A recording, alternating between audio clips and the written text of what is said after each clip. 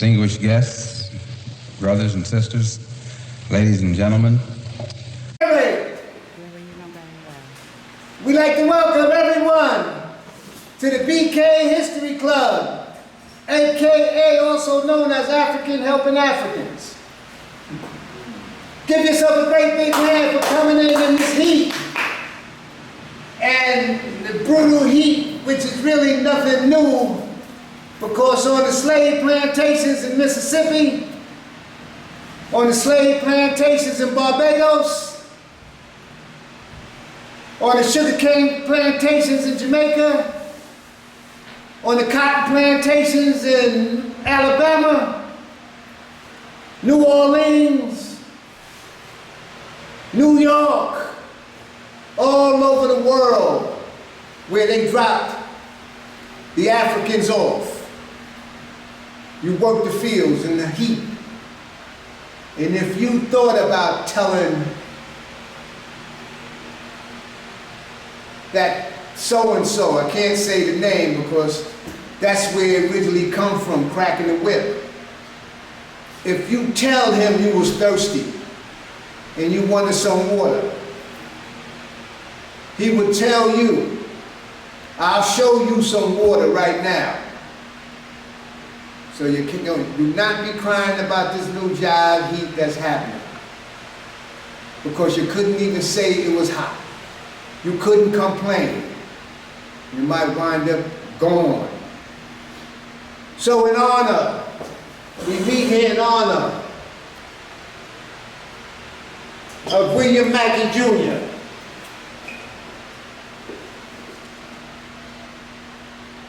El-Hajj Malik El-Shabazz, Dr. Professor Amos Wilson,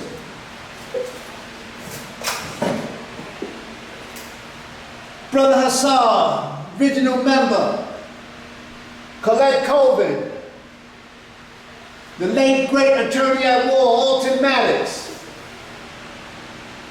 where the multi-trillionaire civil rights leader, Al Sharpton, don't even have the guts to mention Alton Maddox's name, will not mention his name, and he's running around with millions. And if it wasn't for the late great attorney, may he rest in peace, Minister Khalid, Gil Noble, Louis Ray Rivera, Dr. Ben, Dr. Clark, Renogo Rushidi, who went globally to show you the African presence, Ivan Van Sertima. These historians, Professor George Simmons, these historians went beyond the call of duty. They could have took the money. I remember John Clark said they offered Malcolm X $500,000 to drink that coffee. And at that day and time, $500,000 was a lot of money. And if you will have been in the back room where nobody's there, and they would have gave you a suitcase full of money and said, this is what you want you to do, he could have easily said yes, and he didn't. But a lot of people have taken that money. In honor of Leola Maddox, who drove an old car all the way from Teaneck, I'm gonna let the United African Movement shine, and every time I turn around and I see these civil rights leaders, these lawyers, Ben Crump, I have yet to see Ben Crump win a case. What case has he won? When have we seen him in a courtroom? The real attorney at war is Alton H. Maddox. And Maddox used to come to court, and all the interns, all the lawyers, all the people studying law would sit in the first row, and they would say, the whites would say, watch the master at work. And here you've got some idiot running around talking about he's the this and that, and he ain't win a case yet.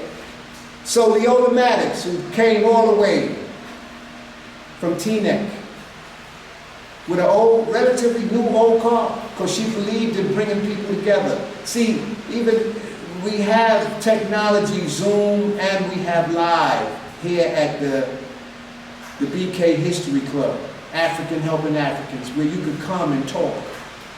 You could speak to the speaker. You could ride with them home. You could see the other people that come out. That come out because they believe in history. They believe in coming out. They believe in talking, and Leola was the best. And she went beyond the call of duty.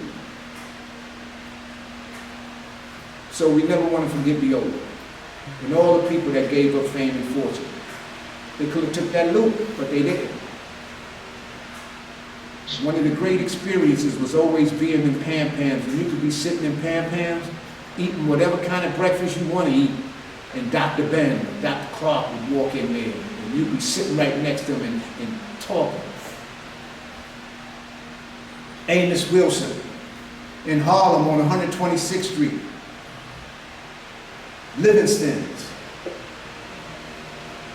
The lady took her house and made it into a restaurant. The living room was where you ate, where they cooked it. The dining room was where you sat and ate. And her house was a restaurant. This is how people made money. Amos would go there, and I'd sit there and talk to Amos and these different people. So we want to thank the UAM for the unrelenting work that they did, where you can meet. And that's why the live meetings, no matter how, well, of course it's kind of hot, but no matter how it is, you come out and speak to the people and have conversations. So we're going to bring the camera over to the Amos collection. This is to help Sababu and his work. I don't have the black on black, I left it, but we got the Amos collection where African World Info Systems is basically continuing the work of Amos. And we have Blueprint for Black Power, Amos's classic. And if we try to follow that along with the Garvey movement, we'll be in some good shape.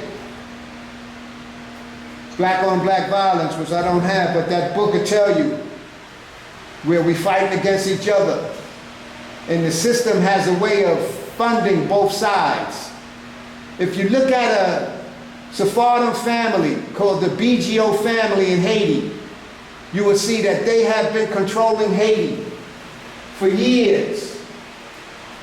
And they fund both wars. They fund both blacks with the guns and got them killing each other. And you run around, you listen to see what they're doing now.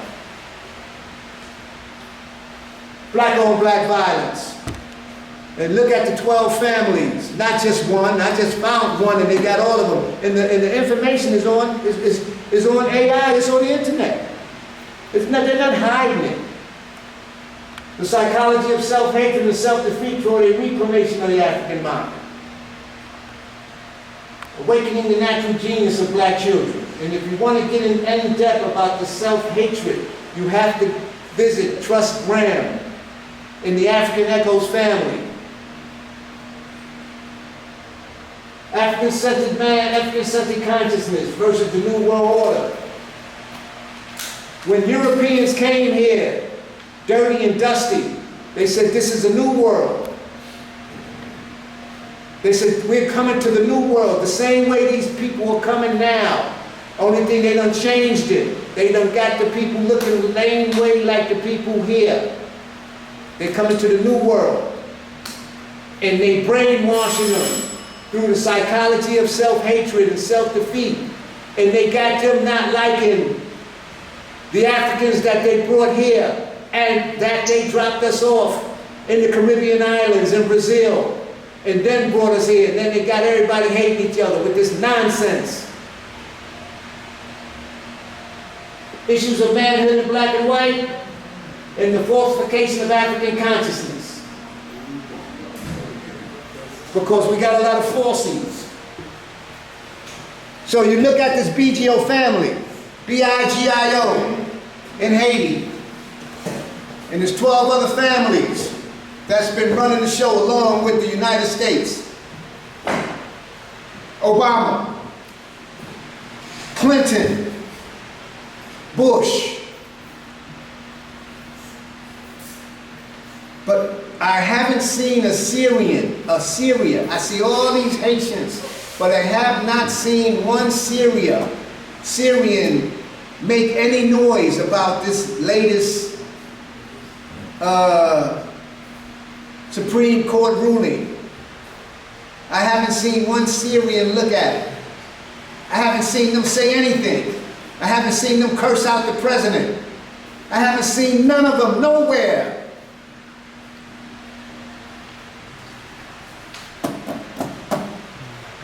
So that's just another point of information. So I got some books here. We never want to forget these people. That's why we come here, to keep the name going, to keep the information going. So it's just a little hot. Yeah. No, go ahead. So I'm going to mention some books. The Destruction of Black Civilization. You get these books and you do your own study. The Destruction of Black Civilization. Chancellor Williams. And it tells you how the mistakes we made from the Arab slave trade. You talk about the European slave trade family. You run your mouth about, we run our mouths about the European slave trade, what the European did. But the European wouldn't have been able to accomplish nothing if the Arab didn't do the slave trade first. The Arab slave trade came first. The European slave trade came second. So if you're going to ask for reparations, you got to get it from the Arab and you got to get it from the European. So you had these African turned Arabs at the UN making assumptions about reparations. They're Africans with Arab names, but they don't say nothing about the Arab slave trade. They got a book called Timbuktu, Thanks African Echoes, and Chancellor Williams talks about Ethiopia. Get this book and read it and study it. And if you want more in-depth on it, you have to log on to the African Echo Study Group with Brother Trust Grant. So if you're going to talk about reparations, you better go to them Arabs the same way you go to the Europeans. You got the book right here. Okay, I'm going to do this fast. Everybody talking about Epstein Island. One nation under blackmail. And they specialize in it. So this young lady, Whitney Webb, European. See, Europeans can get information we can't get because they don't let us up in them secret meetings. They let white folks all up in them meetings. We can't get in. Whitney get in. Whitney will get in. The worktopolis, the dark money cabal manipulating the federal government. And I tell you, I haven't gotten to this book by title, but I can tell you one thing. Why did the Biden White House celebrate Transgender Day of Visibility on Easter Sunday? I tell you.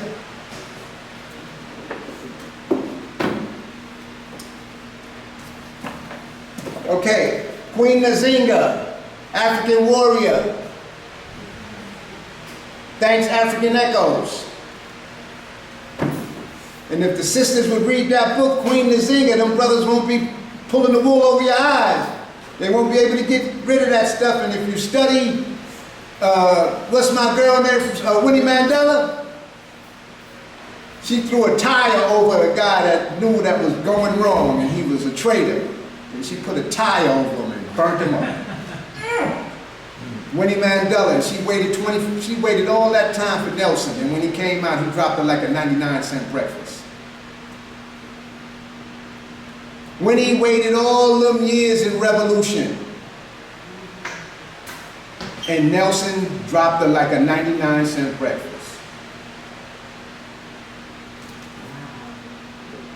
Thank you, African Echoes. Trust got into it. Why should all the white guys have all the fun? How Reginald Lewis created a billion-dollar business from Baltimore. The allegedly drug-infested city, Baltimore City. Brother Darren talks about it, where it's just supposed to be so much drugs and this and that. But here's a guy that took control of Beatrice Foods. Tropicana orange juice. Beatrice Foods is a conglomerate of a whole bunch of products. And he come out of Baltimore. Reginald Lewis. But they never tell you that. They just show you this movie depicting us as useless, criminal, menace to society, drug addicts, and all kind of Baltimore, the killing field, New York, South Central, even today. It's every time you turn around, there's some killing of us, where they never tell you any goodness. This European is so fierce with what he's doing. The Making of a Pan-African, Booker T. Washington, thank you, Miss Wright, on this. Slavery by Another Name, the reenactment of black Americans from the Civil War. And I happened to go down to New Orleans, and me and my wife went into the museum down in New Orleans, the New Orleans Museum, right down there in the French Quarters, and you can spend hours in there, getting what went on in the Civil War, what blacks had to do, that was already here. African or American, black identity and political activism in New York City, 1784 to 1768. I want to also, Lisa, I also want to thank African Echoes. Dr. Ben, in his classic, Black Man of the Nile. Ethiopia, he talks about Ethiopia. He talks about the civilization. It wasn't a European in sight. It wasn't a Jew in sight. Jewishness wasn't nowhere around. Wasn't even created. Dr. Ben went through and tell you those great civilizations.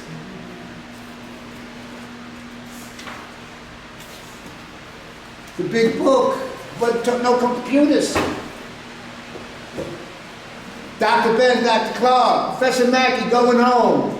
And Professor Mackey, thank you, he would sit up there and he would tell us about going home in the backwoods. In 1969, after 20 years living in New York, engineer, photographer, educator William Henry Mackey returned to the rural Georgia backwoods where he had been raised. During the 20 years since he left, the South had undergone drastic change from the civil rights era to technology advances in farming techniques, yet at the same time it remained the same simple place where he had grown up. Mackey proceeded to photograph and interview friends, families, and other residents of the area in an effort to document their history.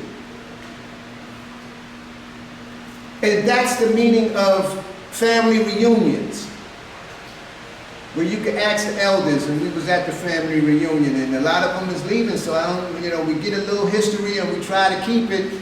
But when they leave, if that history is not documented, the young ones would never know. So we want to thank Dr. Mackey and all the African Americans who've been in America who have family reunions and try their best to document it.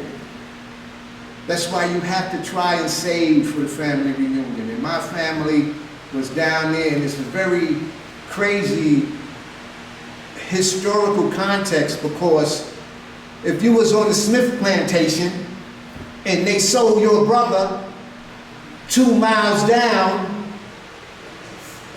we don't even, it goes so deep, the selling of fathers and mothers, the ripping apart of families on them plantations. And we asked for a quarter and they want to do another study. Thank you, Dr. Mackey. Black Reconstruction in America, 1860 to 1880. And trust, the next lecture on trust, he's going to continue this on W.E.B. Du Bois. So this excellent book that I got from African Echoes Trust. So it tells you about our history, because whether we know it or not, these people want to erase it, but they can't. Cynthia McKinney. When China sneezes from the coronavirus lockdown, and she has another book. And and here go, part 2. Blackmail, Whitney Webb. When you look at Haiti, when you look at Haiti, and you look at, when you look at Haiti, and you look at the area and its states, how the U.S. creates S-whole countries. The U.S. creates these countries. It's all a part of the U.S. So Cynthia McKinney, when China sneezes from the coronavirus lockdown to the global political economic crisis, Cynthia McKinney. I tell you, this heat and everything is messing everything up again. So we're going to see what's happening here. So Cynthia McKinney, when you look at what's going on in these other first world countries, how the U.S. creates S-whole countries. Get this book.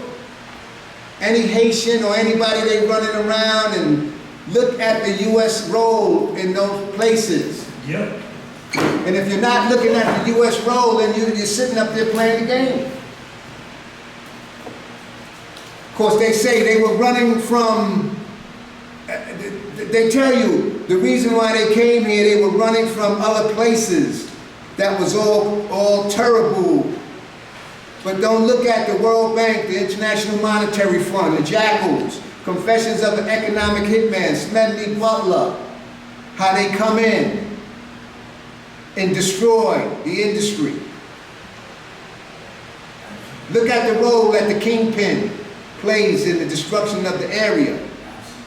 The BGO family and the other families that control Haiti. But Haiti is devastating, but DR is not. But DR is devastating too. Because tell me anything good that you could tell me about that area beside the nightlife.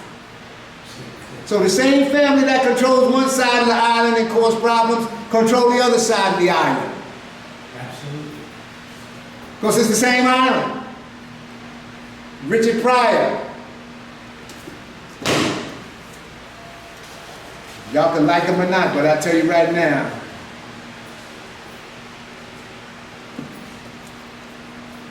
The manufacturing of a president, the CIA insertion of Barack Hussein Obama into the White House. This is an unofficial White House guide to rights and privilege of transgenders. Unofficial guide. And I found this book on the internet. And I bought it and I'm reading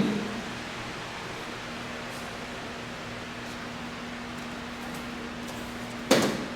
Larry Sinclair.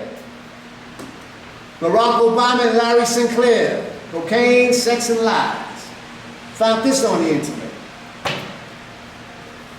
So you got to read about individuals. Professor Mackey always says, if you want to know about a person, read a book. In honor of Louis Ray, Jazz in Jail, and Louis Ray Rivera, he came up and he took the place of Professor Mackey, and he would be down here and speak, and he would speak for hours, and me, Hassan, Calvin, and Colvin, and we would walk him home right to Jefferson Avenue, and he would speak for another hour and a half. We never want to forget Louis Ray. Come out of Marshall Project.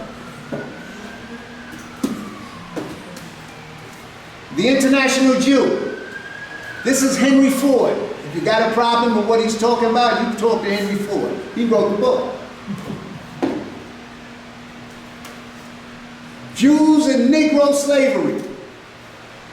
Beecher Wallace, the Old South, 1789 to 1865. And you got a nice cover here.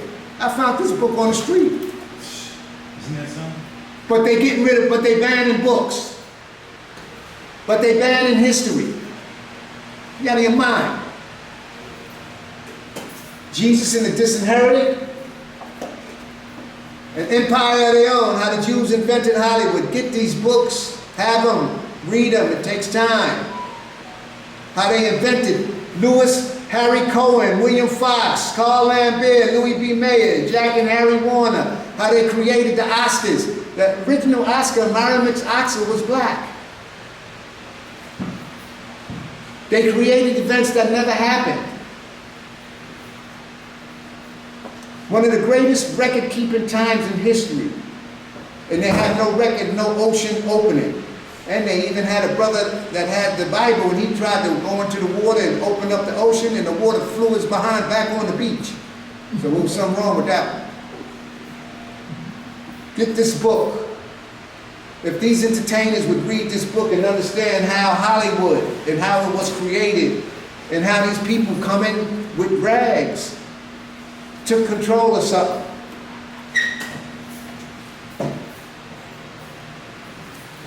Mr. Trump. The gangs in New York. And you see all these gangs and they funding two gangs. Drugs Incorporated. Lyndon LaRouche. Medical marijuana. George Soros. The drug end of the Black Power movement. How they got us strung out to stop that movement. Weed is legal.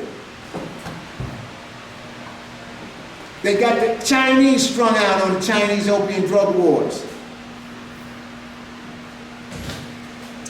And the gangs in New York, let me tell you. Bloods and the Crips ain't got nothing on the dead Robins and the Bowery Boys. The Trumps. Thank you, Dr. Mackey, because he said anytime you want to know about a person, you read the books. When Thomas Jefferson and Sally Hemings was getting it on, and all them kids, so when George Washington during slavery, you read the books on the individual. You read the books on George Bush. You read the books on Ronald Reagan. You read the books on Barack Hussein Obama. You read the books on Trump. You read the book on the Biden regime, the Clinton regime, with Frederick, a German. So it's something strange about people hating each other because German, Eastern European, it's a fight. And he came with a suitcase and a dream. So read.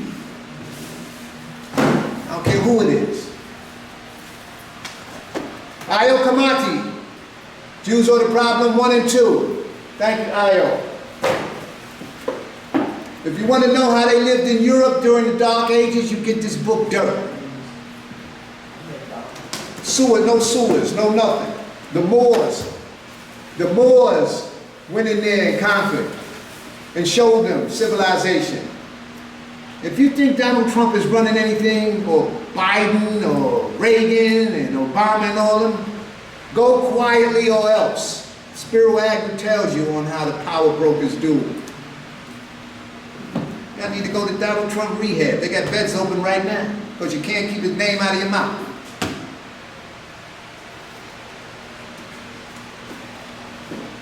So you talk about cheap labor. It's funny how I found this book. You talk about cheap labor. Our Mexican brothers and sisters over here, using them, breaking their behind for cheap labor. They bring in buffers. The Irish took control of city services, started unions. The Italians took control of city services and city agencies. The African American had to fight for everything he got. Had to bust the union. Had to get beat up. But when you talk about labor, when you talk about cheap labor,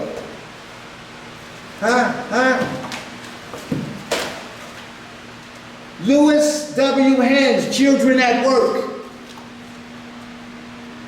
Children at Work. Children at work. It's about cheap labor. And usually people that they use for cheap labor wind up getting hit to the game. And they watch the commercials where if you want a construction site and you fall, Call up this lawyer. So these new people coming over here are getting hip to the game. And once they get hip to the game, the system gonna kick them in their behind.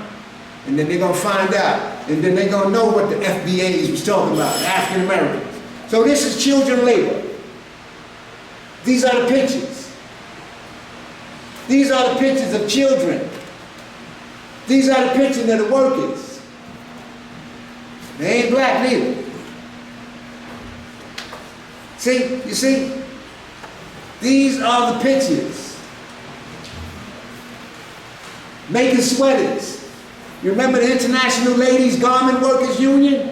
You remember the Triangle Shirt Factory where they burnt it to the ground? Come on. Piecework?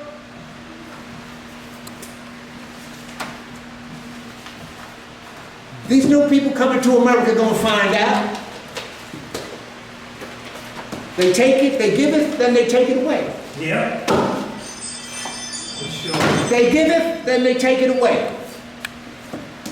Without sanctuary. The hangings. The whippings. In the South. The hangings. The dogs. The crowds. As DMX says, the bing, the jam, the shell. The hangings. They put you in a pot of boiling water. And you think it was just black folks? You two people over here look like white folks to me. Poor whites. Poor whites. Foster Crawford and Emma Lewis. Texas. Poor whites.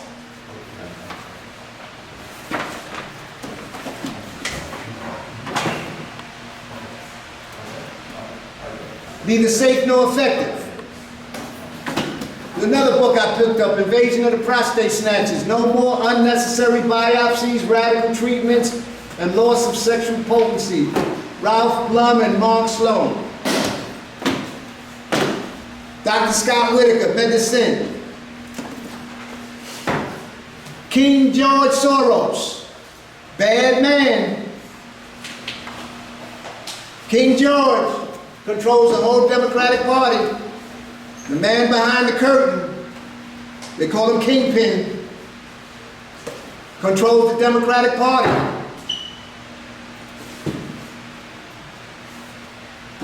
Read about Soros, Hoffman.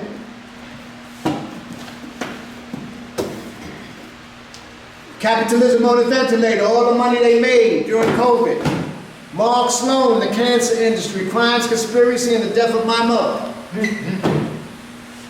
Rand Paul, COVID, people are still dying. I'm still going to funerals.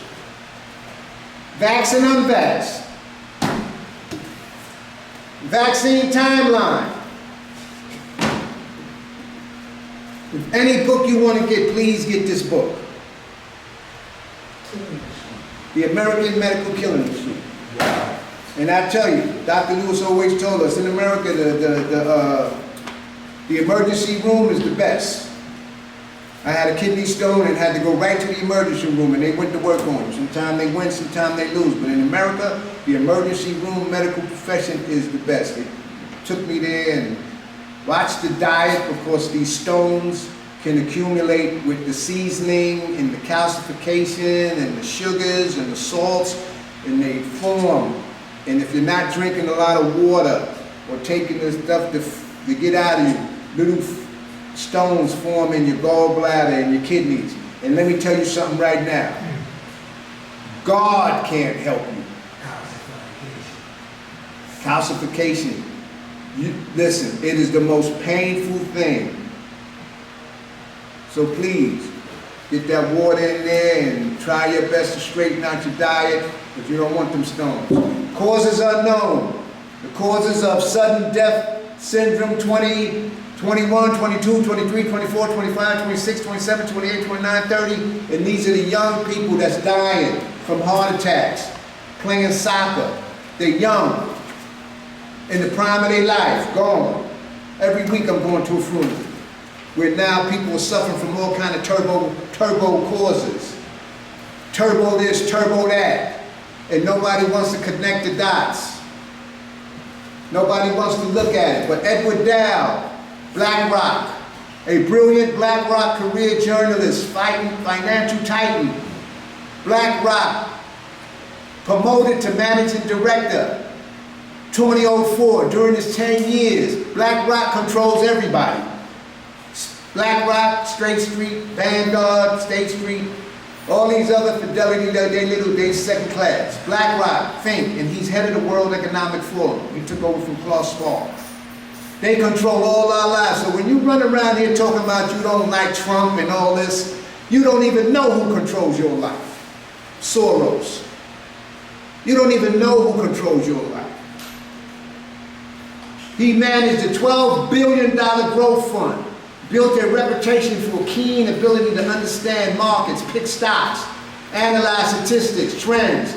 In 2021, he found himself withdrawing from the dirty Wall Street, the crookedness, to study an entirely new kind of trend, the expanding and tragic epidemic of sudden death among healthy young kids. He has drawn international attention to the alarming excess death among healthy working class Americans. Working class, that means they working class, they just like me and you.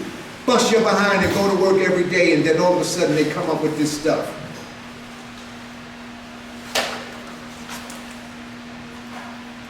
And nobody wants to connect the dots on the blood. Man behind the curtain. The Pfizer papers. And they had the Moderna papers. And Moderna did something because Big Pharma controls. And it shows you how the blood, the myocarditis. And I haven't got into it yet, but it tells you what happens. And Naomi Wolf and the gang, they forced them. They didn't want to do it. So I went down to Louisiana, and we went into the museum. And I brought 2 books, Expanding the Breach of Peace, portraits of the 1961 Mississippi Freedom Riders. This is what we had to go through down there in Mississippi. So I brought this from the museum down in New Orleans. And I also brought a book, Captured, Louisiana and the Making of Mass Incarceration. Angola. And I wanted to go, I had rented a car and I wanted to go to Angola. And the guy explained it to us. So if you ever go down to New Orleans and you just want to be doing whatever kind of nonsense they're doing down there, go to the museums. And they just passed a law. If you get caught with a serious crime in Louisiana, you will never coming out. It ain't like New York, you get parole. No. So I bought this book, and it talks about prisons, the history of prisons. It's a very New Orleans historical museum. Okay. Family doesn't just study. It's for studying, it's for information, it's to help us, it's for the Mackey's group, it's for African Africans, it's for Dr. Lewis, it's about trust, and it's about whoever I'm able to afford to come down here and speak. It's always about teaching and helping and educational. Thorough Black Talk, Tad Keisha, Brother Blacksmith, the Freedmen's Bureau, Sister Brooke, Sister Ma, that comes on Thursday, 8 o'clock, Facebook, and they get into the FBA's reparation movement. Blog Talk Radio, Brother Lumumba, Sister Empress. They have podcasts all through the week, but the Blockbuster show is Saturday at 10:30. So it's called Blog Talk Radio, Pam Africa and all of them. So Sister Empress, Lumumba, Moses, and everybody, El Pollinator, they getting it on. Ayo Kamati, Sankofa Revolutionary Radio, and this is a blockbuster, comes on WSYP, Give Brother Anthony Mohammed a big up because he has a blockbuster program. It's called Sankofa Revolutionary Radio. And let me tell you, Brother Jamal comes on 8 to 9 and you can call in. After Brother Jamal, you have Dr. Haru. Dr. Haru comes on with his health products and health stuff, eradicating cancers and different things. Dr. Haru. And he tells you before you buy any product that he sells, he wants you to read the book that he got. Then you got Ayo Kamate, the irritated genie. He's in Burkina Faso right now, bringing back the connection to Africa.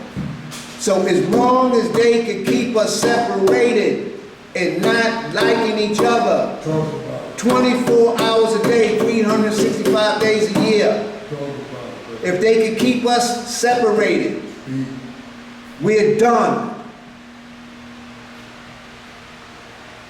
And they never stop working. So we want to thank Ayo. And you can listen to the program and get an update. Our blockbuster friend Darren Muhammad, State of the City. He comes on Wednesday, Thursday, but the Saturday program, and he tells you about these psyopses and what's going on and how you're supposed to. His main thing is question everything. We want to thank Brother Darren Muhammad, State of the City. Also, Dr. Helene, Your Immunity Project, Calfani Radio. And the Blockbuster Study Group, Trust Graham, African Echoes. Friday at 8 o'clock, Brother Trust, Brother True, and African Echoes family. They get it on from 8 to 10. And then they give you another blockbuster on Saturday, the Know Thyself Study Group. Trust is the mediator of that. Excellent program. If you think you're doing some thinking, when you mess with Trust, you ain't doing it. It's wrong. The Simultac organization with Betty Dobson, James McIntosh, and all the warriors out there, Minefield, and going up against Hollywood for depicting us and destroying our image and putting us in skirts and just doing all kinds of stuff. So they're still going strong. And once again, the Garvey movement, the UNIA, and its ability to reprogram our mind. Doc, you ready? And there was one reason why they didn't want Garvey, because Garvey was bringing an international African body together. You ready, Doc? Okay, so we got the UNIA, Michael Duncan and Raymond Dugas, they meet at Restoration and they have their own store. You don't have to worry about getting disrespected because they got their own store called The Rock, 13205 Merrick Boulevard. So sorry I took so long, but a lot of things is happening. I do it every week, my wife says. She's the queen. But a lot of things is happening and you better wake up because you will be put last as always. Yep. And they got this phony baloney march on Washington coming, ain't nothing but circus. Alton H. Maddox made it possible. Anything that happens with them civil rights leaders, you better thank Alton and the United African Movement and Leola, the United African Movement with Alton. And if Sharpton's not mentioning Alton's name, Alton Maddox, and I will never let Alton's name go under. It's the reason. I am never gonna let Alton's name or Mackey's name go under, where you forget about them and these other civil rights leaders. Game over. We want to thank Doc for coming in and giving us some more information on the greatness of Africa and what's happening. Give him a great big hand, the continuation and the removal of people.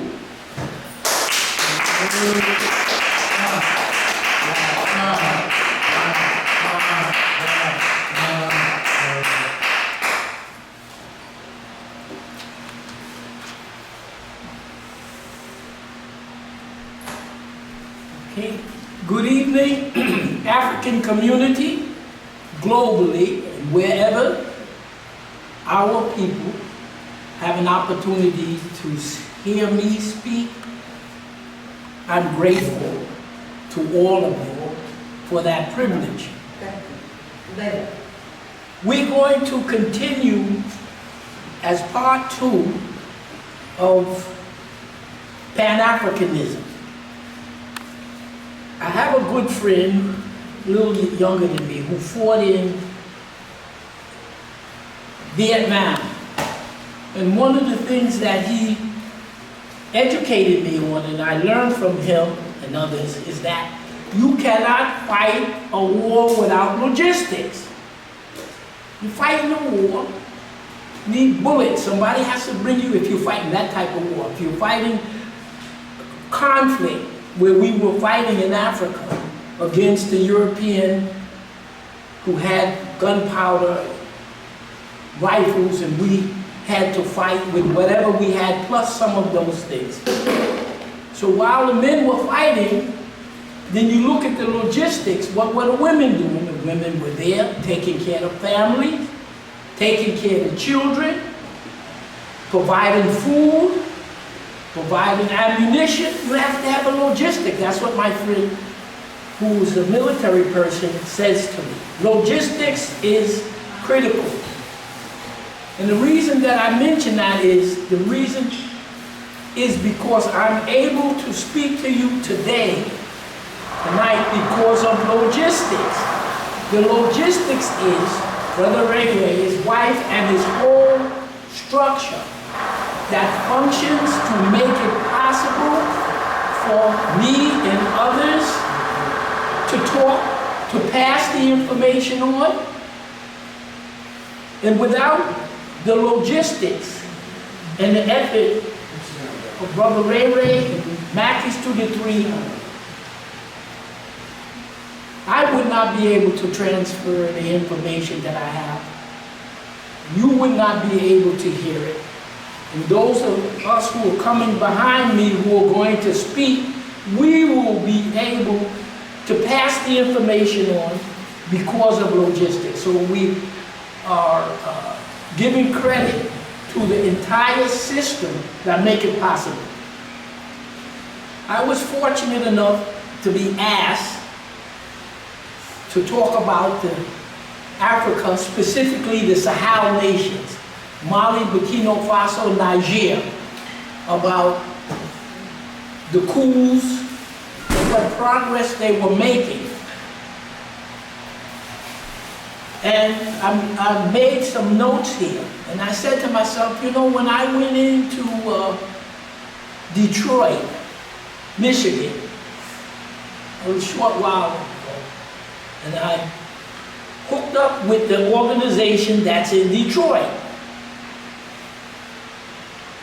And then from there, I and a number of other people were fortunate enough to make contact with the missions, the missions of Burkina Faso, Mali, and Nigeria in Washington, D.C.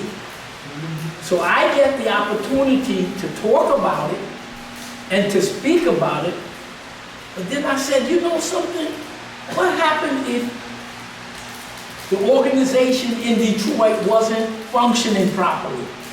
I came in, my wife came in with me, I came in, we were housed, we were fed, we were able to move around.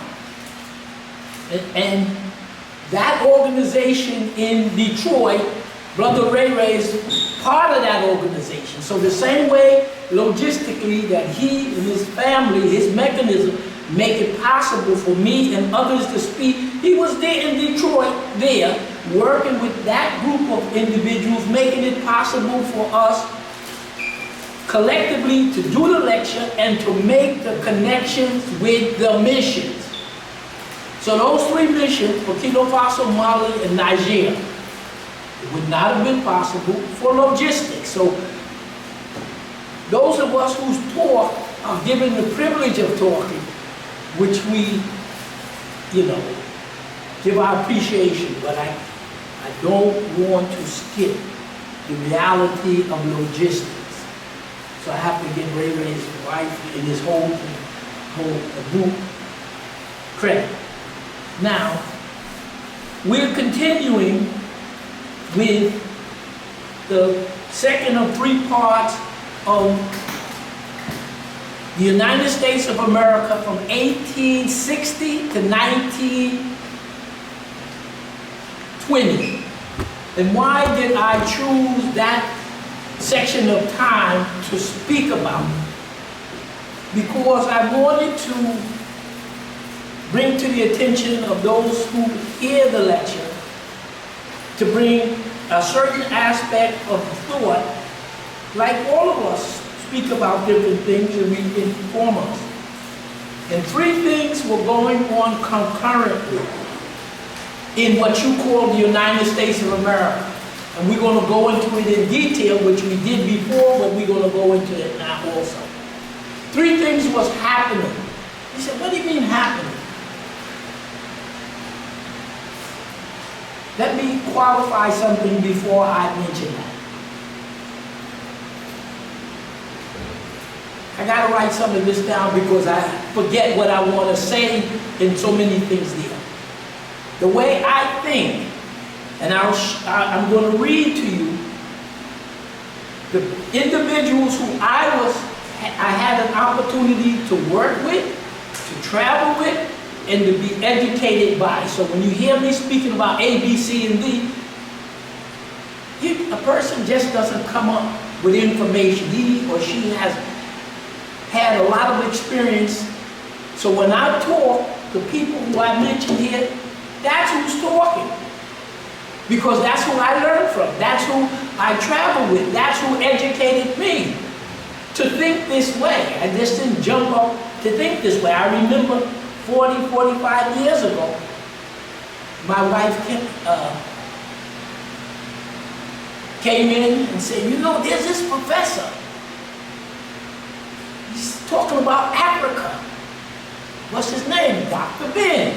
So my wife was the one who told me about Dr. Ben when these lectures was going on.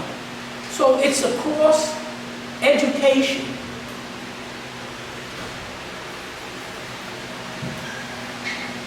From my point of view, everybody has their own, it's the way of how we want to educate each other to direct our thinking. Jews, Christians, and Muslims. You can get one of Dr. Ben's book, and in the title is Africa, Mother of Western Religions. The Western religions is Jews, Christian, and Muslim.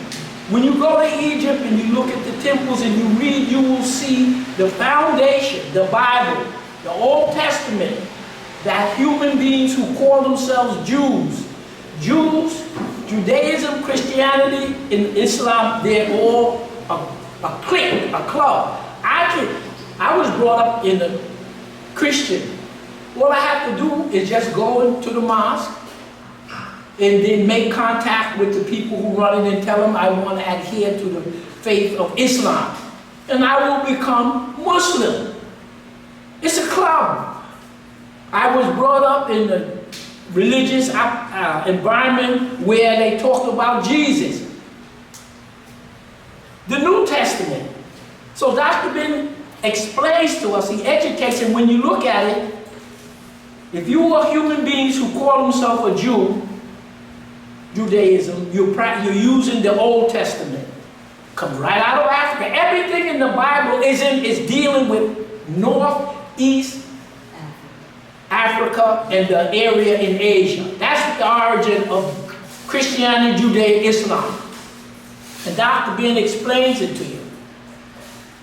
So I might go to the mosque, put in my papers, they do whatever they do, and I'll start as a Muslim. I'm now a Muslim.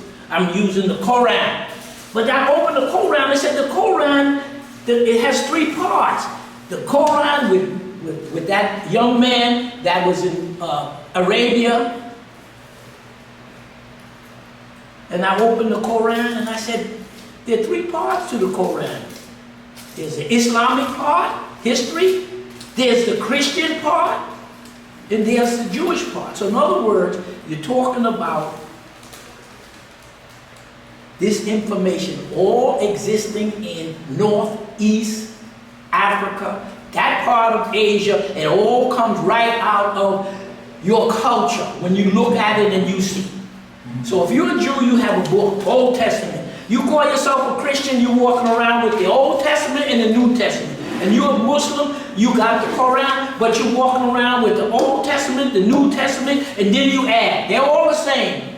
So I don't recognize, and when I do talk, in my mindset, I don't recognize Jews. I don't know what a Jew, it's a religion. He's a Jew, he's a Christian. I'm not buying it. That's me. You don't have to come down to that. So that's the first thing I wanted to say. Nile, when you're talking about the Nile, you're talking about Egypt, Ethiopia, and Sudan. And when you look at the map of it, Egypt is in the northeast corner, Sudan abuts it, Ethiopia is here. And according to, you see different things here, Central Africa, Central Africa. One of the goddesses of the Egyptians is called Goddess Bes. And Goddess Bes is shown as a male and female within one, not no homosexuality. Because it shows the male and the female composition and participation in shaping the religion. Goddess Bes. He's what they call pygmy. He's a Twa. That short-statured African, the Twa, Goddess Bes is older than most of the so-called Egyptian gods. So there was no disconnection, as Dr. Ben points out. In some of the Egyptian writing, they said, we from Egypt.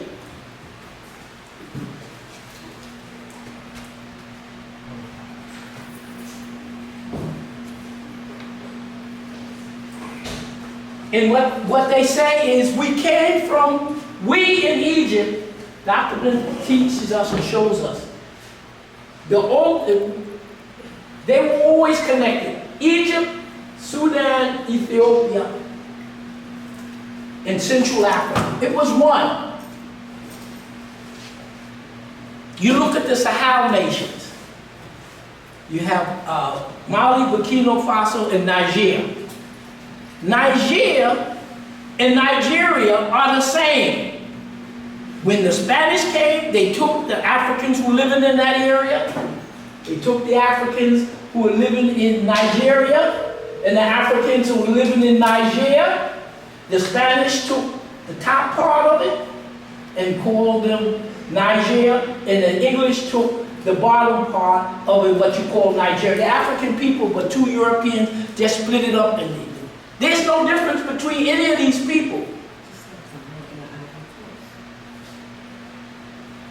So what has happened is, as Dr. Ben said, Egypt is the high point. But preceding Egypt was Sudan. Preceding Sudan and Egypt, both Egypt come along, but they come from, the Goddess Bes, one of the oldest gods in Egyptian, comes from Central Africa, the Congo.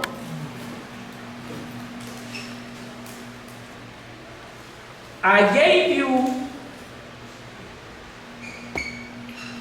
a sheet on Pan-Africanism.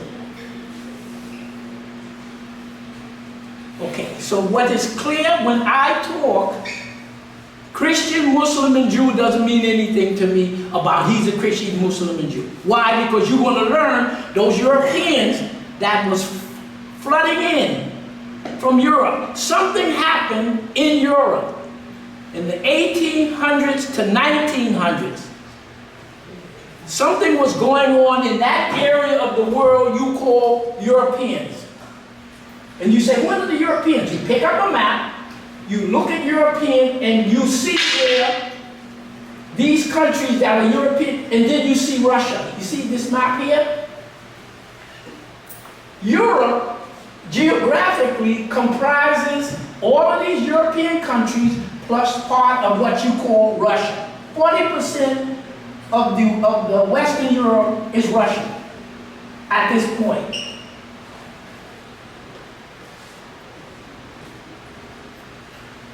So, the same thing with Africa. There were no borders. People moved around. African civilization is tens of thousands of years old. You got all types of African civilization, but this was one of the high points. This is the point here. When that African religion begins, other people who are part of what is called Africa now, from the Europe and Asians, they now going to begin, the Hyksos and the rest of them you read about, they're beginning to hit into this part of Africa. But the whole Africa, they had these civilizations thousands of years. So this part of Africa was at the latter part of it. So the Nile Valley is Egypt, Sudan, and Ethiopia. As Doc said, they all function as one unit.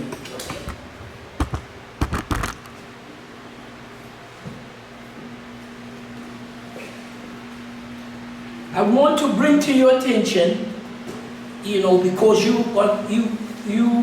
when you speak, you have to speak with as much information as you're trying to get, and you don't call names and he's a racist and your own opinion. So I cleared up the Christian, Muslim, and Jew part from my point of view. The Nile Valley, these are the areas, and then in Egypt they said we came from the Nile, where God happy dwells, at the foothills of the mountains of the moon, so big. Uganda and Central Africa. The culture and history is older than us here. That's what that means.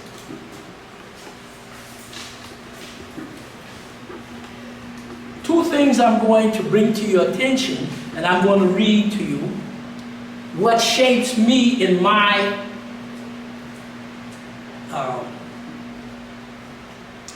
way of thinking. I'm 82 years of age. When I finished my residency in general surgery, emergency medicine, and ophthalmology, the hospitals in New York City would not accept my application. So for all the people this mistreatment of African people, the killings, the rapes, all of it, the people who run this country are trying to create an atmosphere to wipe out all of that. Everybody who's coming to America, everybody is just happy and everything else. Martin Luther King, Malcolm X, that's yesterday. Okay, so that's the way I think.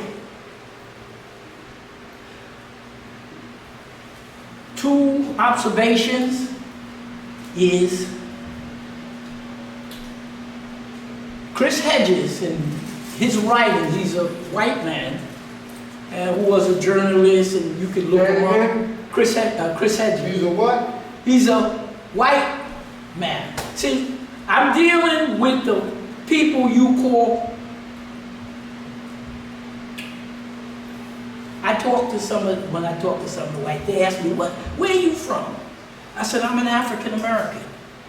And I said that, I mentioned the fact that I'm an American to just let you know the technicality that I'm a citizen of the United States because I was born here. At any time, they can take the citizenship away from me for whatever the reason. That's not important. But I recognize that my ancestry, can't trace it all the way back, comes from that area you call Africa. My grandparents, one set come from the South, one set come from Barbados. So I'm telling you, when I say African American, the American part is the reality that I'm a citizen of the United States because I was born here. They could take the damn thing away anytime you want, but it's the African part of it. But I said to him, I notice every time I ask you where you from, I'm an American. Now, Trump is only third generation. His grandfather was running from what was Germany when the wars were breaking out.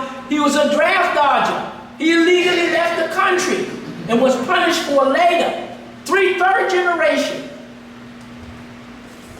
Here in the United States. So when they start talking about being America, everybody, this country, from its inception up to taking whatever cutoff you want to take, the last 20 or 30 years or 40 years, whatever it is, this country, when you look at the history and what it does, they always point to Hitler. They did a survey about most of the countries in the world that exist now, and 95% of all the countries rated the United States is the greatest threat to them. Everybody's happy. So when white people asked me, I told them, I said, what are you? None of them said, I'm Irish American, I'm Italian American. They're all Americans. I said, why don't you put in the origin? What are you hiding? So I want you to understand my understanding of my interaction with white people. None of them talk about where the hell they came from. Why? Because when you see what we're going to review, you wouldn't talk about it either. You're going to say, Trump is going to tell you, I'm an American. My grandfather left the country of what would be Germany at that point because he was going to be inducted into the military draft dodge. Left the country illegally. Got on the boat and came here. So they don't say German American because they're not proud of, they don't want to talk about why the hell 20 million human beings flooded out of Europe from 1860 to 1920. 20 million, 30 million. What were they running from? You want to find later the disease, the wars, poverty. And they came with a damn suitcase. And Trump at the inauguration said, we built America. He didn't tell you, what are you talking about? We. Who? What are you talking about? We. So you're invisible because, as one of the military people analyzing these wars at the United States, and he's a Scottish, and he was telling his friend, he's about 65 years, he's telling his friend about when the English came, you know, the English, the Germanic tribe, they went in and took over what is now the UK, and the Irish were their slaves. Irish were slaves. That's right. That's why nobody said I'm an Irish American, because they don't want to talk about what the hell they came from. Yeah. Most of the white people living in this country now, of a certain age, if Trump is third generation, and he's about 80 almost. Right. So you all white people who are up 80 years, they're third generation. All the white people who are saying, let's just say 50 to 30, they're second generation. Trump is third. So the young white people, younger than them, they're fourth. So most of the white people you living with in the United States, they're only fourth and fifth generation. And they don't know, or they don't talk, well, I came over the boat with a suitcase. No education, no skill, no money, nothing. In Martin Luther King's speech, he said to the U.S. government, why is it that you take your white peasants, give them land, you educated them? So we'll get into that at the end for those who want and think you're going to get reparation. I'm not in no reparation argument, but the reason that I took this subject was I want to review what the hell this country was about from 1860 to 1920, because the people who run the country, they got amnesia. We don't talk about that. That's why most white people I talk with, they never tell me the Irish part, the German part, the Dutch part of it. So when you look at the migration from 1860, so if you take 1800 to 1900, the records show, 1800 to 1900, the records show that 20 million white people, Europeans, were admitted into this country about 20 million from 1860 to 1920, about 20 million, the numbers, that's what they say. That's the ones who, those are Irish, it was really the Germans and the English. That's who they mainly was. Trump's grandfather is so-called German. But, I apologize, let me shut this thing down. I forgot to shut it off. See who it is, Don? Who is it? Wait a minute.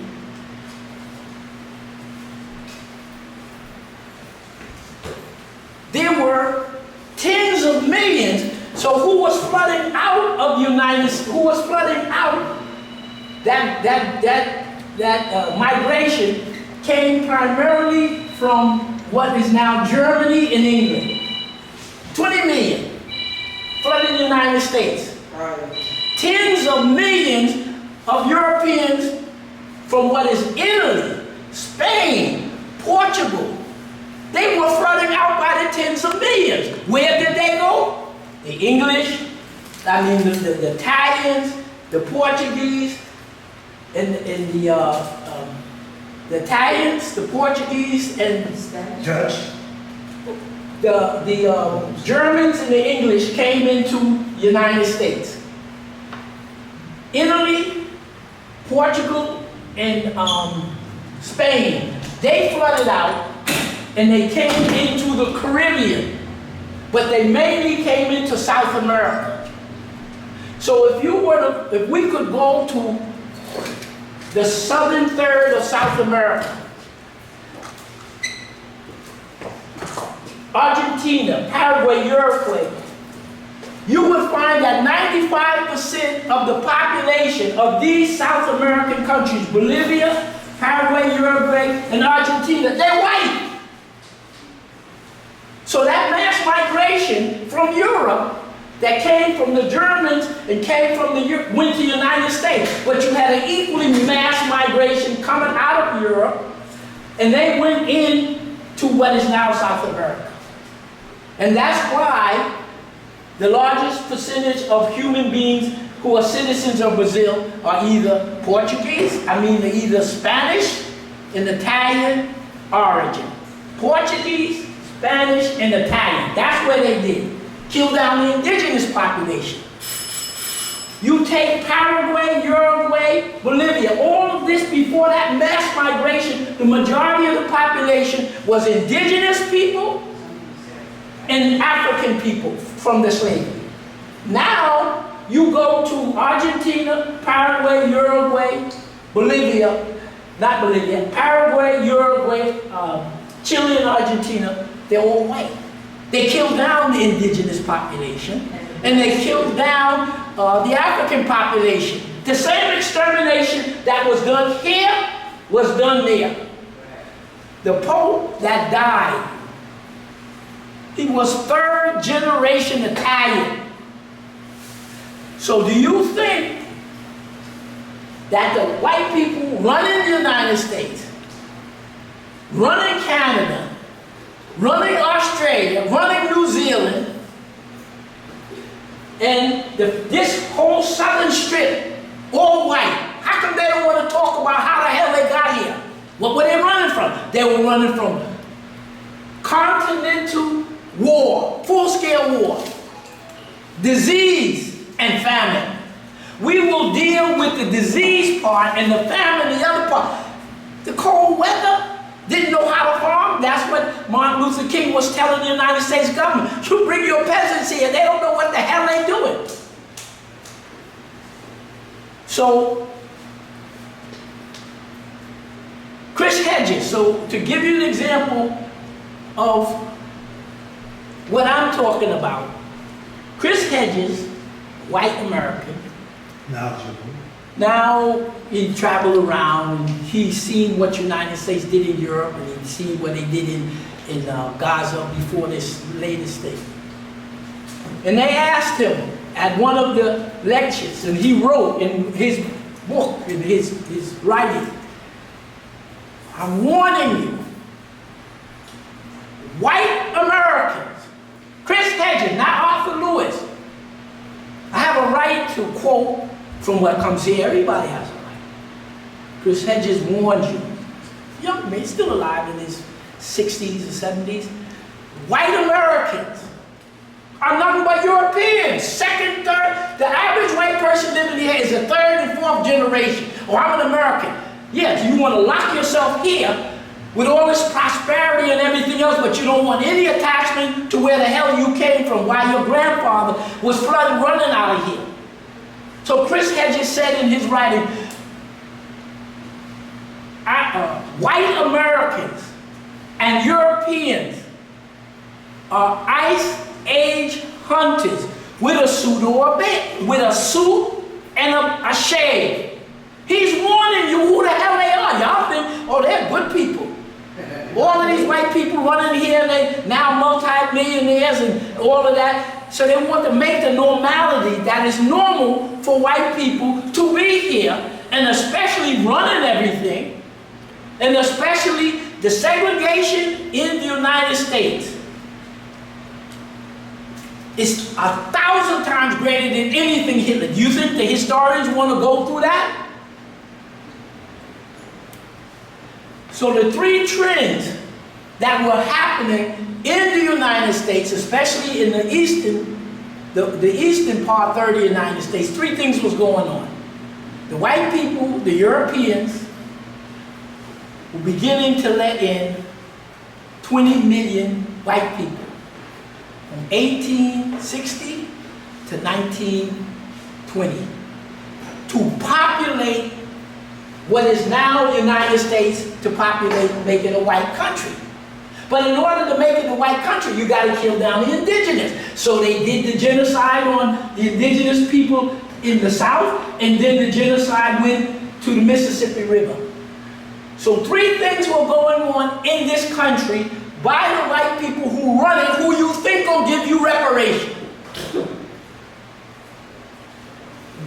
They imported in 20 million white people who came in by boat with a suitcase and basically nothing else. While they were bringing in those white, they brought them into the big cities to become the Industrial Revolution. They needed cheap labor, and they moved them in two areas. They start moving them into the cities for manufacturing, and they put them into the farmland. They didn't know how to farm. The next thing, I will just look at the record and you'll see how much the United States government put into educating white people. So three things were happening. 1860 to 1920, you're having the systematic extermination of the indigenous people from this area, and it will continue into the western half. While they were exterminating indigenous people, they were moving the white people in on the farms here, but teaching them how to farm. They didn't know how. Before this movement, from whenever they say we were here, 16, whatever it is, to 1860, 16, 17, 18. So we were here, Africans were here. We're not talking about whether we were just, let's keep the scenario that we were enslaved. Okay, we know we were enslaved, was brought here. From 16, 20, whatever you want to say, up to 1820. 16, we were here, what, 200, 250 years before they started the mass immigration? Who was growing the damn food? Who was building the nations? So you grew the food, you harvested it, you fed. When the United States wanted these colonists, I don't want to sound like I'm jumping, but I want to piece it so what I say may have some relevance. So from 1860 to 1920, they started Europeanizing the country massively. At the same time, they were exterminating indigenous people. And at the same time, they were destroying whatever you had produced as an African people. You know the slave codes, right? Your property, no rights or anything. So they had three things going. We're going to whitenize this country. First, then we got to kill off the indigenous people. We got to keep the African people working. Because what were the two things that the colonists got together and agreed on? Two things in the Constitutional Convention they had and in their document. They wanted to break away from Britain. Because Britain was, you know, they had troops here, they were occupied, and they were Europeans, basically slaves. They broke away the same way Africans and other people who were colonized, they want to break away.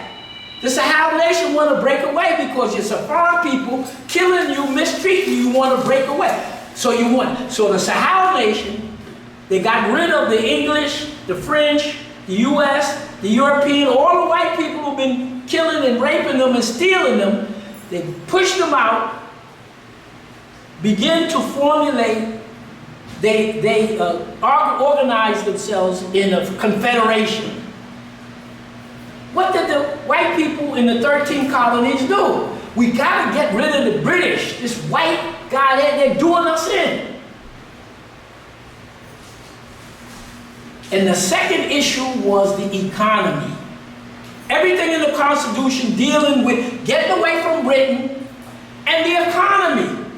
From 16 something to 19, before the Europeans started flooding in, who the hell was growing the food? Who was harvesting the food? Who was cooking the food? So the two major products, the two major issues that this country had for the revolution is to break away from the British so they don't tax them and steal from them. And we got to maintain the economy. Well, what was the economy? African people growing all the food, harvesting all the food, building everything. They didn't know about any of this. So you were the economy. You built the place up. You built the roads. You built the tunnel. You built everything. But now you're going to be replaced. So we're going to kill off the indigenous people, put the white people in, and for the African people, we can't do genocide on them because who the hell is going to grow the food? Who's going to do it? So we were the economy. That's the only two issues. Slavery and getting rid of the Britain. And that was the root cause of the Civil War between the they were arguing with each other. No slavery, no slavery. If you're going to cut slavery, who's going to grow the tobacco? Who's going to grow the food? The reason you win this military person, talking to his friend, explain to them why the Africans were brought here. He said because the English brought the Irish here, they couldn't do the work.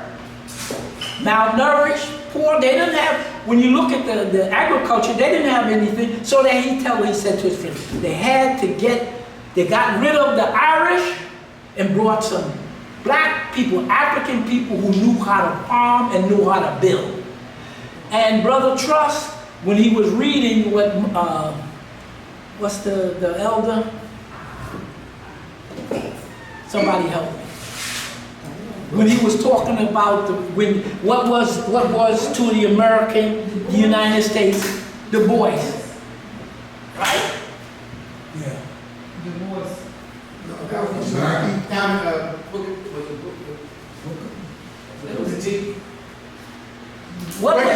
Frederick Douglass. Frederick Douglass.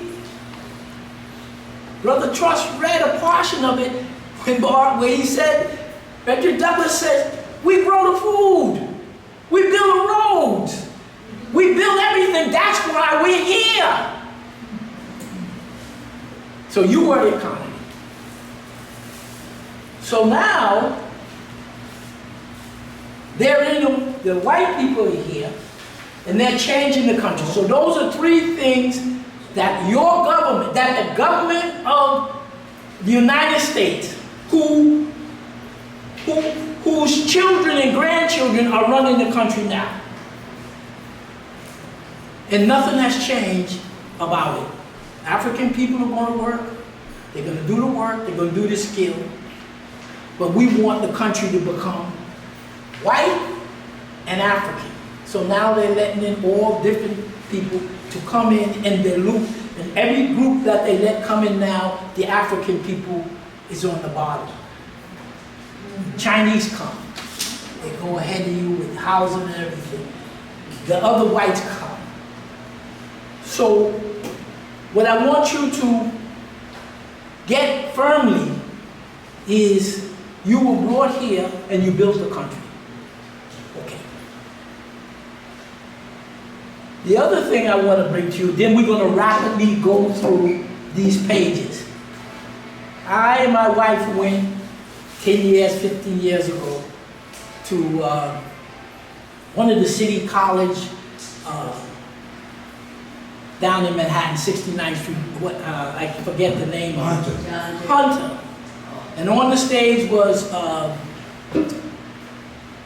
what is the white comedian? His name is, I can't think of it. Oh boy, I should have wrote it down this so that, okay. He's sitting there on the stage, and there's a brother. The brother with the big afro, the blonde afro, it was the white comedian, and what is the brother with the mustache and the big afro, blonde, brownish afro? Gay Kaplan. Huh? Gay Kaplan. No. It'll come to me. So they're on stage.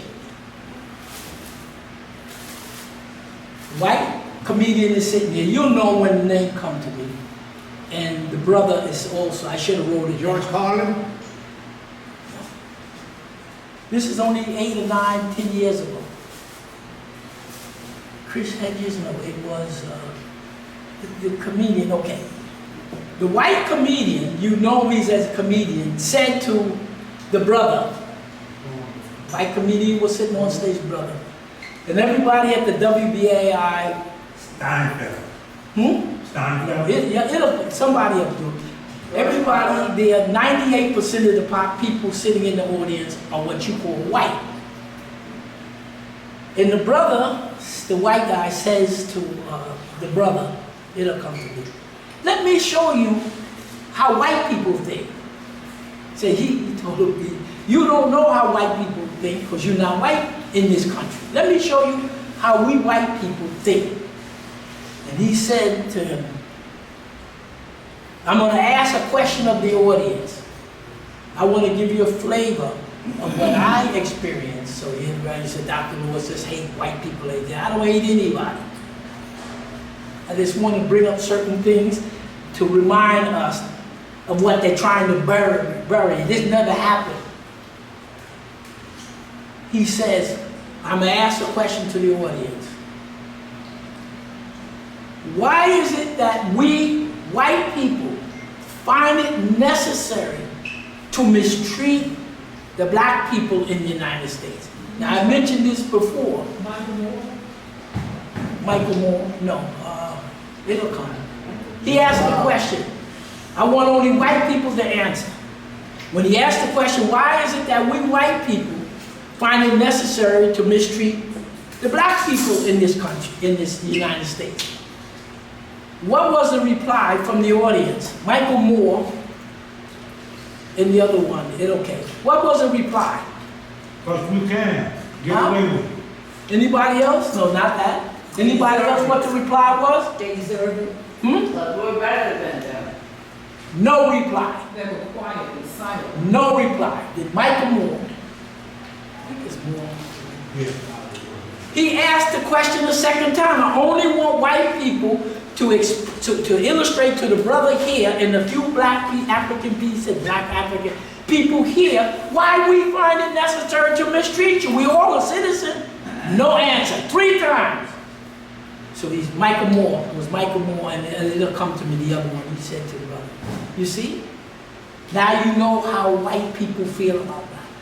And every group of people who come here, after they've been here 3 weeks, 3 or 4 months, they know the condition. They know that if you have a certain color, so who's being mistreated, who's being passed over. I work in one of the emergency rooms in Jersey, and I work with 2 white Russian doctors, females. And they said to me,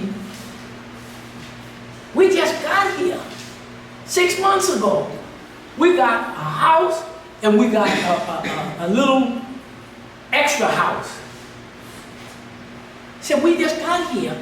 Why are we giving it? So they say they know how the racism here. So I understand from them and others, the average person who come here, if you and I were to go, you think we could go into any European country and get privileges? No. They're going to make you wait on the line? So he's telling you, and he illustrates that they're all racist. This is where they feel, because they all come here and they take advantage knowing that the racism is here. So you tell me, huh? White privilege. Right. Caste system. Whatever you want to call it, it's still here. So you got Trump in his inauguration the second time. 99.9% of the people there are white, and he's talking with them and saying, we built the country. They all pack a damn lies. So I don't want anybody to say, they put on the video, Dr. Lewis is racist. So I'm telling you exactly what I experienced, and it's still on the YouTube. You can, Michael Moore and Cornel West. It's Cornel West. Okay? So that's my orientation. I have my experience, negative experience. I've always had it. Okay? Now, so let us, I'm going to read to you, then I'm going to finish out here. I want to read to you who educated me. Because my wife had to tell me Dr. Ben was a lecturer. She discovered him first. So at that point, we spent X amount of years working with Dr. Ben, etc., etc. So the way I think, well, how I was educated, these people put me on the road. You think somebody just get up? Don't work that way. Dr. Ben, 40 years. Dr. Clark, Professor Simmons, who worked with Dr. Ben one-on-one. Truss, Graham Truss, who comes here. Genius. I stayed with Dr. Ben and worked with him, and Truss stayed with Professor Simmons. So of course Truss did with Dr. Truss, Simmons was his mentor. Same with me. We learned from, I worked with the Professor Simmons and he worked with Dr. Ben, so there's no exclusivity. But that's who, all of the interaction that I'm able to speak and analyze comes from Dr. Ben, being with him, Dr. Clark, Professor Simmons, Brother Truss, Viola Plummer. I used to go to their lectures and talk. This is how I'm learning, they're educating. I'm just shut my mouth. Like I said, I was with Dr. Ben. 90% of the time, I did what he told me to do. Me, my wife, and others who work with him. We did what we said. 5% of the time, we asked questions. But most of the time, you just learn. Dr. Clark. So anything that I say, orientation, knowledge, comes from these people. That's why I tell my children, you got to talk to older people. Okay, Dr. Graham Truss, Viola Plummer, December the 12th, Walton Maddox, Viola Maddox, when you AM, Amos Wilson, of course, Walton Maddox. I love making that. I didn't get to him yet, did I? Sister Kepper. Yeah. Can't read my own writing. Dr. Professor Mackey. Dr. McIntosh, Dr. Clark, Roy Cantor. This thing here about Pan-Africanism, that as far as I'm concerned, I didn't read it from anybody to plagiarize. So if it's a similarity, whatever it is. But the reason that I came up with my Pan-African definition, people, what's a Pan-African? What's a Pan-African? It was from Roy Canton. And Roy Canton he started, Rest in peace. pardon me? Rest in peace. Yeah, he started African Open Africans, and boy, 258. okay? And Africans helping Africa. I said, you can't get better than that. So I made a scheme on what is a Pan-Africanist. What I understand from all of these people, and from what I saw, I just didn't come up with the idea. If I wasn't listening, December the 12th in Lombard with the lectures, and they take you on the radio station and everything. I just learned. I didn't argue with nobody. African of Dr. King, Vanuatu, the prime minister, we had here 5 or 6 times. We had the prime minister assisting them. They were lecturing here. The fact that I traveled, I always tell people I haven't traveled extensively, but the travel has been, it's been very informative. I've been in a number of Caribbean countries, working with the people. I've been in the South Pacific. Dr. Ben was one of the individuals who did the craft. You know, we were all part of the craft. And he gave assignments to me and a number of other people who were part of the craft that Dr. Ben put together. And each of us was given by Dr. Ben an assignment as part of your contribution to African people. I was going to go to Nigeria. He sent me. Was that comedian Gene Wilder? Dr. Ben directed me to go to Vanuatu. I was going to Nigeria to do something. And he explained to me and others, he said he was in Papua New Guinea, and there he met a young lady called Hilda Linney, which is the Prime Minister's sister who's been here. And Dr. Ben told us, me and a lot of people who come up and do lectures to you, but don't qualify as Pan-Africanists. I don't make the definition. This definition I got from Roy Canton, flavored with all the other people. So no, it's not an original idea of mine. I was fortunate enough to learn it and incorporate it. So he said to Hilda Linney, told him, my brother, Father Walter Linney, will become the Prime Minister of Vanuatu. And it's more important that you go over to Vanuatu to help him. When you look at it's in the South Pacific, and it's the size of New Jersey, cut up into 90 islands. And I went 78 and 79. I went with my wife. We 59 years married, and my oldest son, who was 12, now he's 53 or 4, and my oldest daughter, who's in her mid-40s, she was 16 months. So we went because Dr. Ben sent us. Dr. Ben charged others. The brother who passed, who wrote the book on the, it's slipping my name.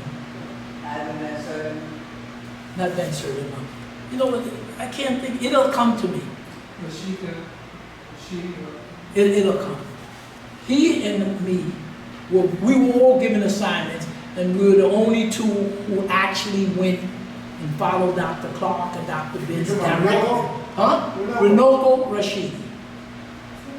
Because he went around the world doing the documentation that he was asked to do by Dr. Ben and Dr. Clark. You think we just jump up and do these things? So you get with the elder and you just learn. So anyhow, a number of other brothers were given an assignment, but they didn't complete it because they would have made the presentation. And that was service to your people. And that's part of the definition of being a Pan-Africanist. Okay, so we had King, we had Vanuatu Prime Minister. So I traveled to about 10 West African countries, educating myself with my wife and one of my children. And we were there to Egypt. I was able to go with Dr. Ben to Egypt and Sudan, but I wasn't able to go to Ethiopia. So those brothers, Dr. Ben took you to Egypt, Sudan, Ethiopia. I was in West Africa. I should have gone to South Africa, but I didn't. And I worked extensively in the Caribbean. So I always tell people, I did not travel extensively. But the travel that I did in Egypt, in Africa, was in Egypt and Sudan, extensive. Most of the West African countries. Most of the Caribbean countries, Puerto Rico, Haiti, Dominican Republic, Trinidad, Tobago. In fact, I was there when the United States had took Aristide out. I was there with the tanks and everything else. That's a whole nother story. BGO family. So my travel had been strategic. So I got to see the Caribbean to work.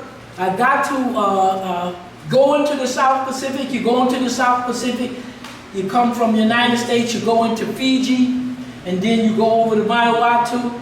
And we were there about a year and a half. We were in the middle of a physical revolution where the people in Vanuatu were independent, but they were still colonized. You get your independent on paper, but you were still, so we were working with them to support them in whatever way we can so that they reinforce the independence. So these South Pacific islands, they had a paper independence,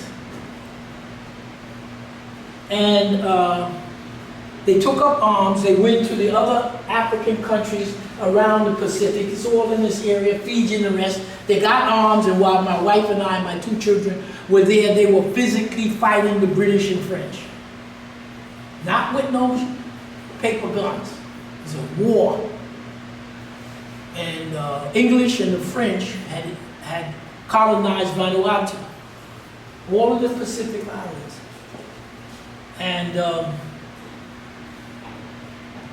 because Vanuatu was able to beat down the French and the English military forces that were in Vanuatu, they asked the English and French United States to intervene, to break it. So Vanuatu, Fiji, Papua New Guinea, all of these islands are African people. They told England and France, if the United States intervenes, all of the Pacific going to arm, we're going to have a full-scale war. The United States back out. So living there, you see firsthand how colonization works. One of the things I had to do was to go through all of the donations, the English, the French, and American. They give massive donations. And when we went through it, it's all junk. So we know about that whole thing about occupation and stuff. We lived it in almost a year and a half. So we had actual experience to see how colonization works. And then something that's a good thing about your white fellow Americans, we're all Americans, but we're the ones who push down. We're the ones who can't get housing. And we're the ones who suffered from the Hitlerite position that white had put Africans under when we were here. So the issue came up after they done fought and killed out people, whatever it was. They kicked out the French population, they kicked out the British population. That's how Vanuatu got their independence, but they had to make it a reality with the gun. So we saw what colonialization is. We saw firsthand how they handled it. So the issue came up. The English and the French went to our fatherland in the government of Vanuatu, 1970. Okay. And they said, the white people, the French and the English, pushed the African people off the land, and the children and the people had to sleep in the bush. And a lot of them had infections, and they went deaf. So they pushed the African people off the land, mistreated you like they were mistreating the people, the Africans here. And so the government of England and France, with United States, pressured Vanuatu. It's only a small country of 250,000 people. At that time, we were told that before the Europeans came, 90 islands the size of New Jersey, that they had so many people on the land that when the birds flew around, they would yell and bring down the birds. So they've been killing by the millions. Millions. They're going to give you reparation. And they done wiped out how many? Tens of millions of Africans. Okay, we'll get into the slaughter. So the question came up, how are you going to get the English and the French off your back? Because they're now pressing, now that you got rid of them physically, they want to use the pressure of the United States and Australia to pressure Vanuatu. So they said, the government, the French and English government said to Vanuatu, we need payment for our land, for farms. They'll kick you out and they need payment, right? So how you going to resolve this? So there was a brother. I said the same thing they did with Haiti. What we're trying to do is show the process that Chris Hedges talked about. He's telling you, you don't understand them. I understand them. White Americans and Europeans are Ice Age hunters with a suit and bed. Y'all don't want to get it, no, because they're nice Jews, and they're nice Christian, and they're nice.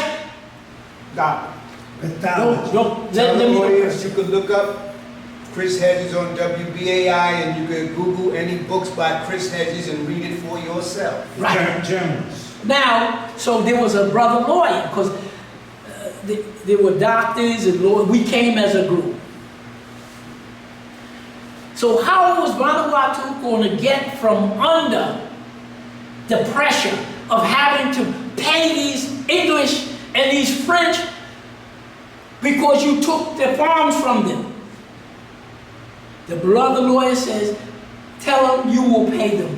You're going to pay them for it. No, now somebody comes, kick your family off, you sleeping in the bush, getting their infections, they eating your food, stealing your food, and now you got to pay them for Your land.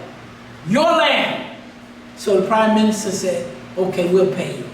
So the English and the French came, waiting for payment. They come in to the judge. Okay, what do you? I'm an Englishman, a French. I have 30 acres and it's prime this and prime that. Okay, how much was it worth?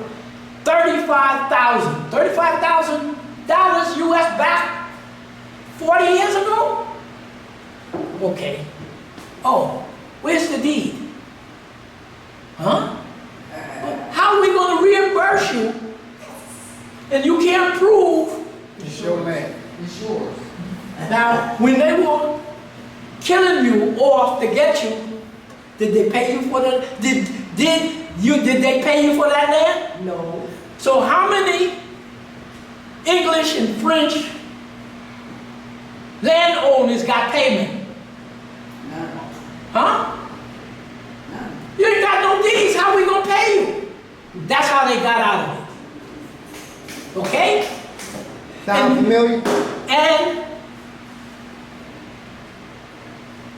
when we get a chance, we'll get to it.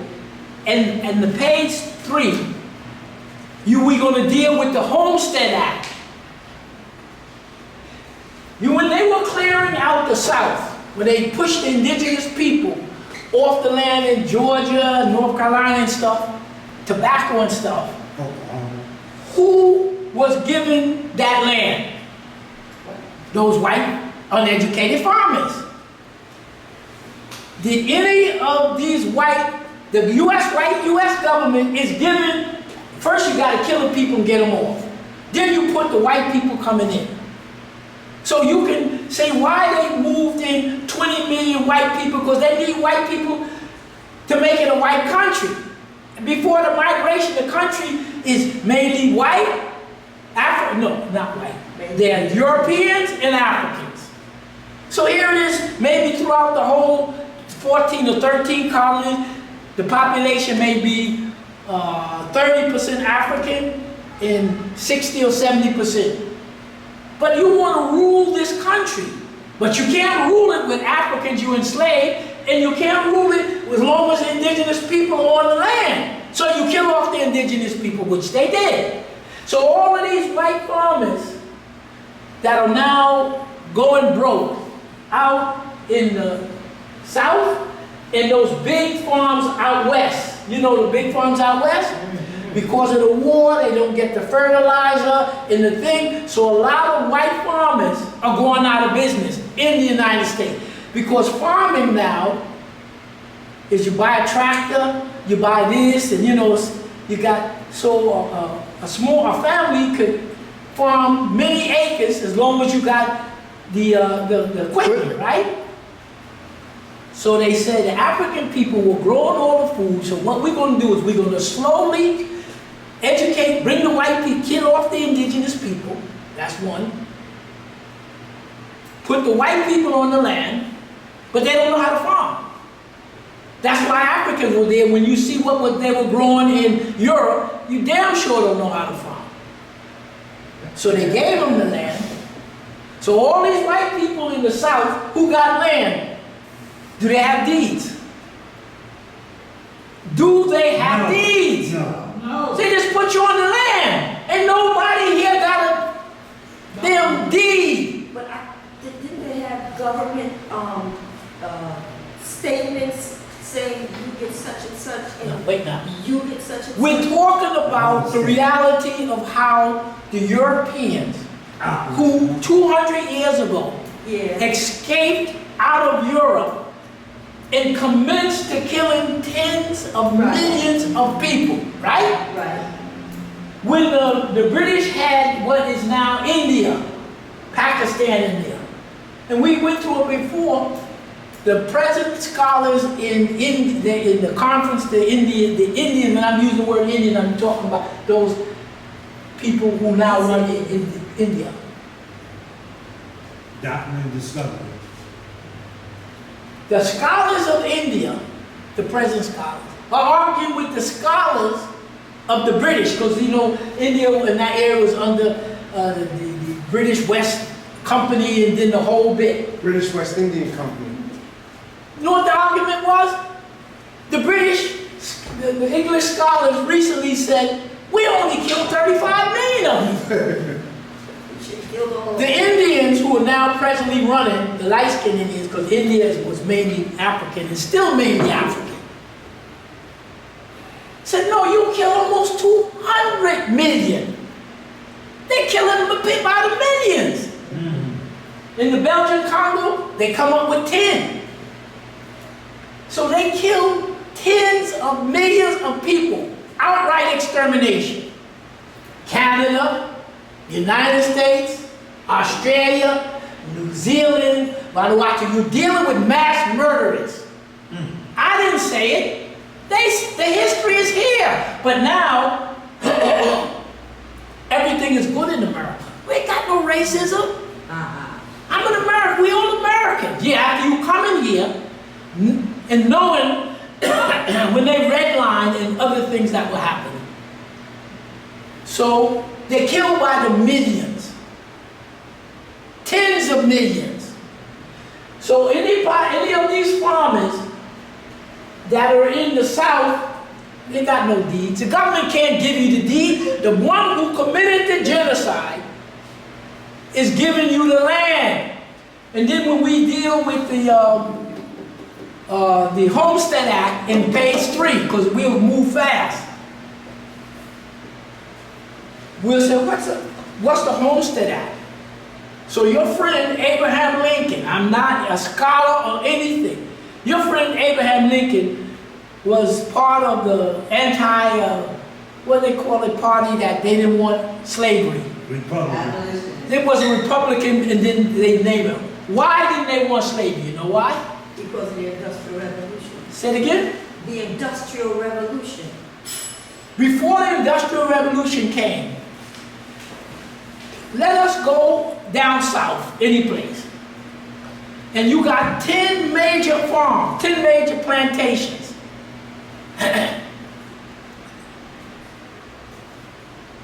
Who's doing all of the skilled and unskilled work? We are. African people, right?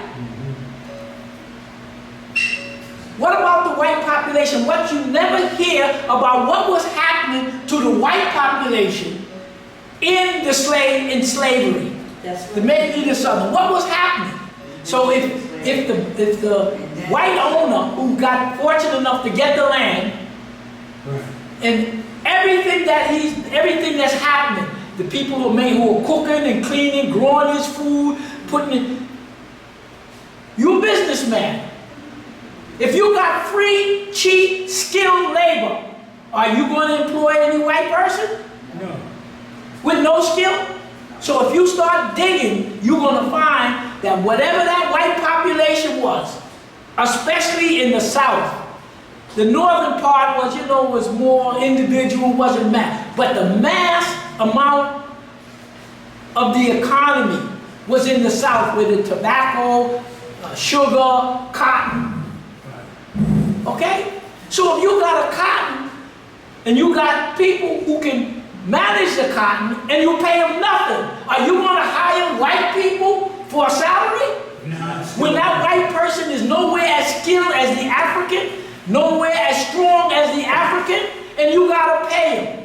So one of the things behind Abraham Lincoln anti-slavery, I'm not saying it as a fact that I can prove, but one of the motivation was when they started pushing more people to South Africa. Where did they put them? I can't think of it. The sister, Liberia. Liberia was a colony of, during the Berlin and Brussels conference, they say the United States didn't participate in it. It's a damn lie, you can look it up. United States participated, you can find the 3 names when they sat down in the Berlin conference. They took Liberia as their colony, and they took a little piece of the Congo, the basin of the Congo. They recognized and worked with the Germans, Belgium, French. to work with them, to help them with the colonization. So they participated. They took Liberia as a colony, and they worked with the other Europeans. So while they're killing Africans and working Africans to death on the continent, they're doing the same thing to you here. So here it is these, let's go to the South. You got this big plantation. Everybody working is an African. And you ain't got no white people. So what happened to the white population? I don't know. They never cover it. You got white people in the South all over. Why would, in other words, he's got a plantation that was built up by Africans. You have a plantation that's built up. You want more work done. Are you going to go and hire a white man and pay him who don't have the damn skill? Know what he does? He rent out his carpenter to you. So everything that was built by an African. So the white people couldn't get employment. It's like now when we complain that, we pushed aside and other people are getting the jobs and we're not getting it. Same thing in the South. You got a plantation where you have free labor, skilled labor. I bet you if you do a survey and you can go to some place, the vast majority, whatever the white population was in the South, the vast majority weren't working. Didn't own anything and weren't working. Because the white people who had the farm and had the connection and owned, they got free, skilled labor, and that's one of the reasons Abraham Lincoln said, if we can just get enough Africans out of here, the white plantation owners will have to employ some of us.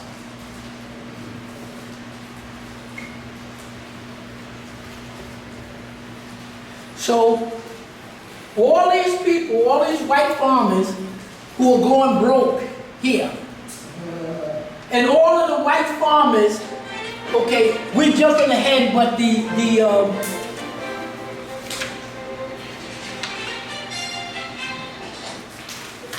on page 3 here, you have the Homestead Act. We're going to go into it. The Homestead Act. To jump ahead, in the Homestead Act, when they, after the Civil War, they now wanted to, you see, when the Civil War ended, the eastern half of the U.S., they had pretty much killed down the indigenous people. And they're beginning to educate and support white farmers, so you're getting white there. But during the Civil War, the western half still had a lot of indigenous people, right? They had to kill them off. And that's when the Buffalo Soldier helped. But they killed them off, they were killing down the buffalo. So after the Civil War, most of the land that was indigenous was owned, was white farmers. But after the Civil War, the western half, there were still indigenous people there, and there are large amounts of land. So we're going to read later about the Homestead Act, of when white people were given land. Like the people in Vanuatu, and like the people here didn't pay a damn thing for it. You just got it. So if you're a white farmer now, oh, I'm third generation, and we've been growing this and growing that. Not a damn one of these white farmers got a deed because he didn't buy it from the indigenous people. Okay? You gotta have ID to buy everything. So, just like in Vanuatu, just like here, most of the land that white people, you see white people farming and got nice land, it's because these are immigrants just coming in. These are your, this is your third, Trump's grandfather was the first, Trump's father was the second, and Trump is the third. So all of these white people that got all of this indigenous land here under the Homestead Act, a white farmer, that he can go back to his grandfather. If you ask that white farmer who's going out of business, I'm going out, you ask him, where's your deed? Oh, I got it through the Homestead Act. In other words, the Homestead Act is you killed down the indigenous people and you gave the land to white people. Because the people who were running the country want to now make this a white country. So, you're going to find that all of these people with these nice vineyards, you see them on TV, got the grow wine and cotton and everything, the land was given to them. Just drive down south. Down south, the land was given. No white people have a deed from an indigenous person. That's what you do. You come, you kill out the population, and you steal.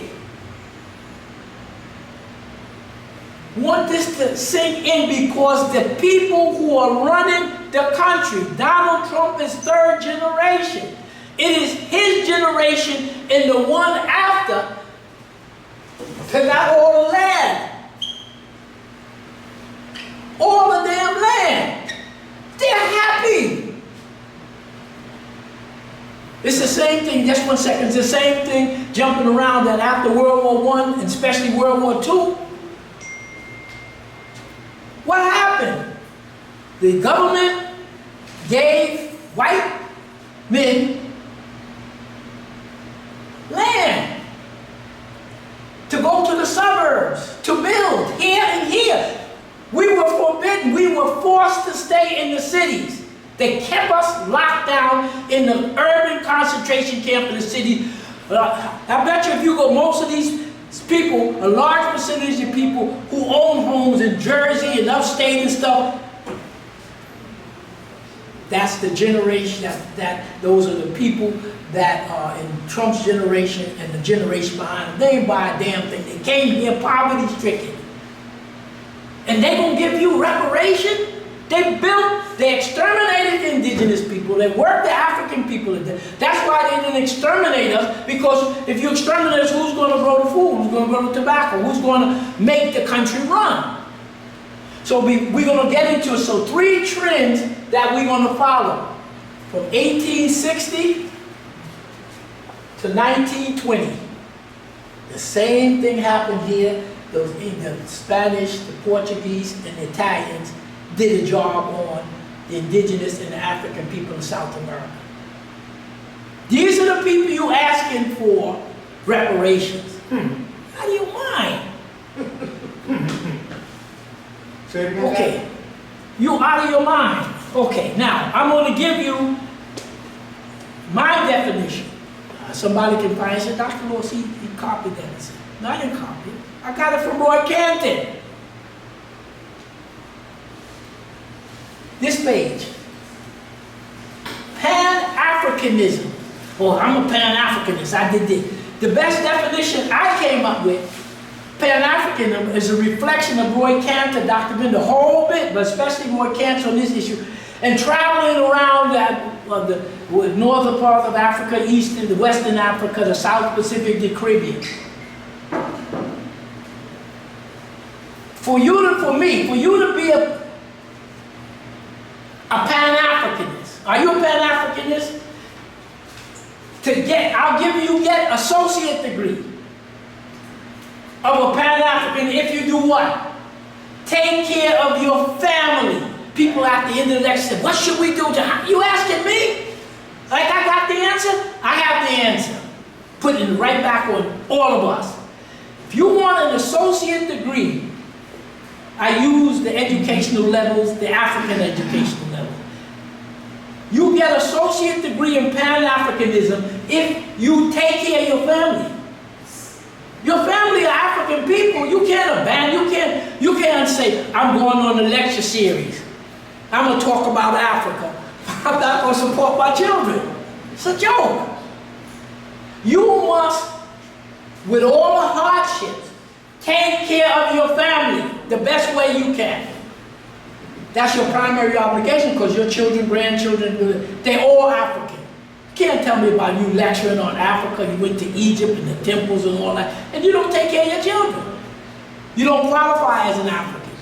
Pan-African means you identify with that continent you call Africa now.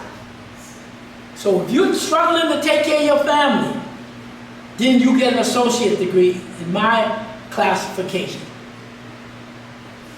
You get a bachelor's degree, that's the 4-year degree, if you take care of your community. So after you take care of your family, if you have enough money, energy, effort to go out to your community to make your community better, then I give you qualify for a bachelor's degree. What's happening here? Y'all come out. You got a bachelor's degree because you're working to make your community better. Ray and his whole crew all got a bachelor's degree. So you want to know what you're going to do with your activity, do everything you can with all the problems to keep your family intact, because the government and everybody, they break the family up. It's from slavery and it's still the same thing. So the biggest thrust the government has in suppressing people, they want to break up and keep your family broken. That's the primary way of keeping you disorganized. So if you can keep it intact. The second, if you have a little more money, time, or energy, if you can participate in your community where it helps take care of your community. I'm only talking about taking care of people who you consider Africans. I ain't talking about anybody else who don't consider African. This is not for you. As Dr. Ben said, no, somebody said black children and white holding hands. He said they're doing a lot, in this country doing a lot more holding hands. Or a rape. So we're all different colors, we're all different things. That don't mean a damn thing. As long as you identify as being an African, and you got a root, you're an African. We ain't going to no store about you light-skinned and all that other joke that they try to run on you because you are being oppressed as an identifiable African. So if you got time to do community work and stuff to try to help African people, then you get a bachelor's degree. To get a master's degree, you have to take care of Africans.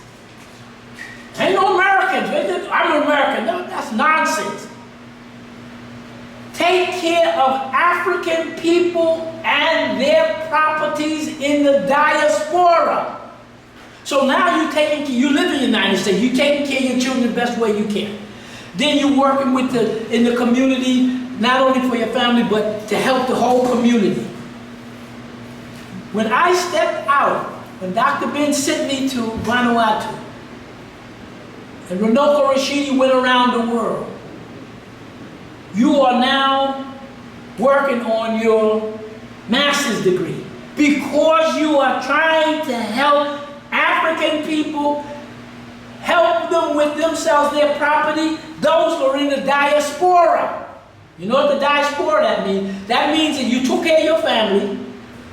If you have more capacity, you're battling to try to make your community better. But so when you say the diaspora, we talk about African people not in the United States, because you're already working in the United States. The diaspora means all African people living outside of continental Africa and living outside the United States of America, because we're already in the United States of America trying to hold our families together, and we're already trying to hold our community. So we are all battling, as we all have associate and bachelor's degree, basically, because you're still battling. If you had the opportunity to get out of the United States, to do something for an African people out of the United States, but not in Africa. That's why when I was in Puerto Rico, then we was in Jamaica, and then we were in Dominican Republic, you know, in the mountains, you're doing exams, you're doing this, you're working. If you go to Britain, it's a diaspora, and you work, and you work with the people in Britain. As long as you take care of African people and their properties in the diaspora, not the United States, not the continental Africa. The white people tell you, oh, we're all Americans. Come on, give me a break here. We've been mistreated since the day you brought us here, and you're still mistreating us. You're mistreating the whole country, but everybody, you kept on the bottom squashed. So for those people, because you have a number of people, multi-millionaire, politicians and sports people, what about the 50, 60, 75 million people? I'm talking about while you're alive and healthy, you got to battle for your family, your children, your family. You got to battle for your community. So Dr. Ben told the brothers in the craft, you got to go out and do something. Runoko went out and he did what he would. I went out to Vanuatu. I went out to the Caribbean. So I qualified for a master's degree because I already helped African people with their community and their properties. Now, to get a PhD, you have to take care of the African continent. You got to do something for the continent. Anything you do, send some money, food, whatever the hell you do, as long as you're trying to help somebody or something on the continent, take care of the African continent and the African people who live in and on the African continent. At this point, I don't qualify for the PhD because even though we've been in Egypt and up in Sudan and stuff with the indigenous people's villages, and we, contributed money as best we can and other things like that. It's not. You have to do something. You got a family you're sending money to. If you build a house there. So your loyalty is only to African people. I don't know what Trump and the rest of them talk about American. That don't exist in my thing. The American don't mean a damn thing to these people. They're just something to tell you, you're American, right. Okay? Why is it that from 1860 to 1920, you were flooding in white people, killing off the indigenous people, and what were you doing to the African people to our communities? New York, what they call it, what were they doing? They were destroying it. After the Civil War, half of us African people were stuck in slavery called sharecropping.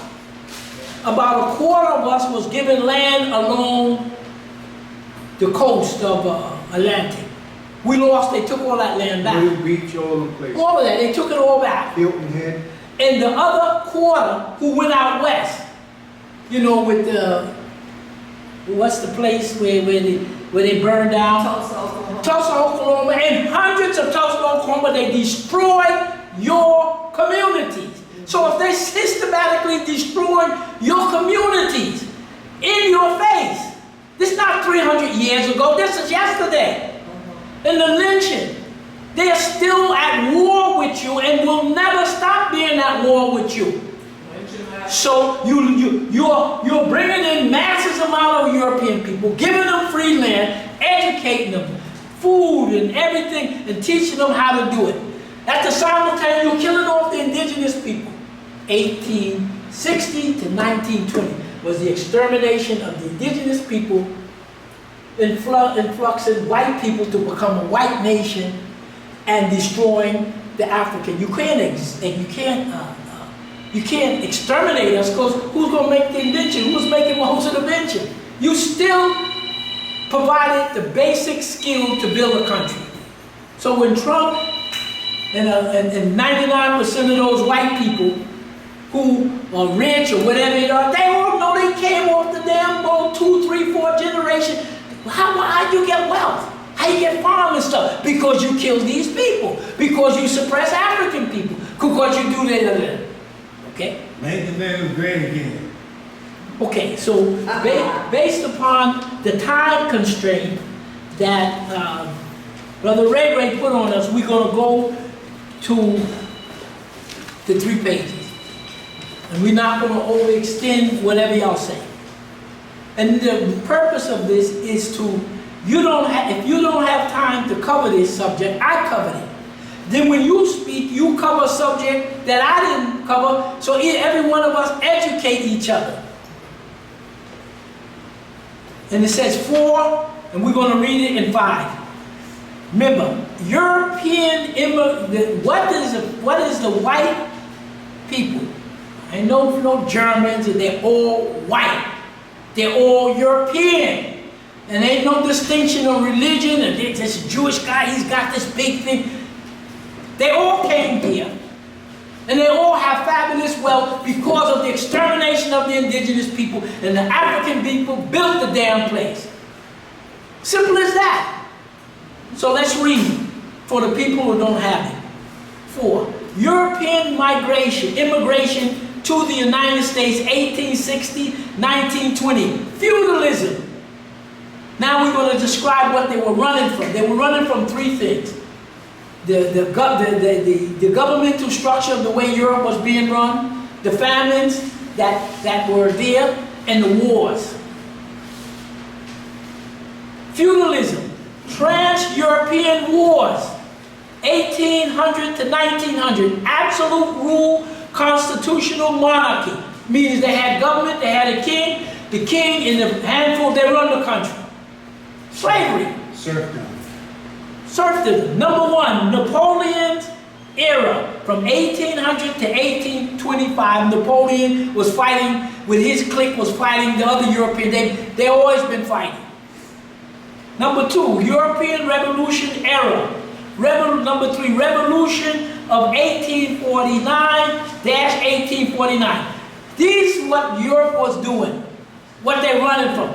Donald Trump's grandfather left, they say about 1868 or something, running from the draft because he was going to be inducted into the German army to be part of the war. So they left. That's what they were running from. A lot of them were running from the wars that they would have to participate. All of them. The famine, the wars, and the diseases. The famine, the wars, and the diseases. Feudalism. France and Germany, Austrian Empire, Denmark and Ireland, Moldova, Poland, Austrian Empire, Kingdom of the Hungary, Moldova, Czech, Switzerland, Belgium. They were nothing but empires fighting with each other. We go down. Unification of European countries. France. You think France?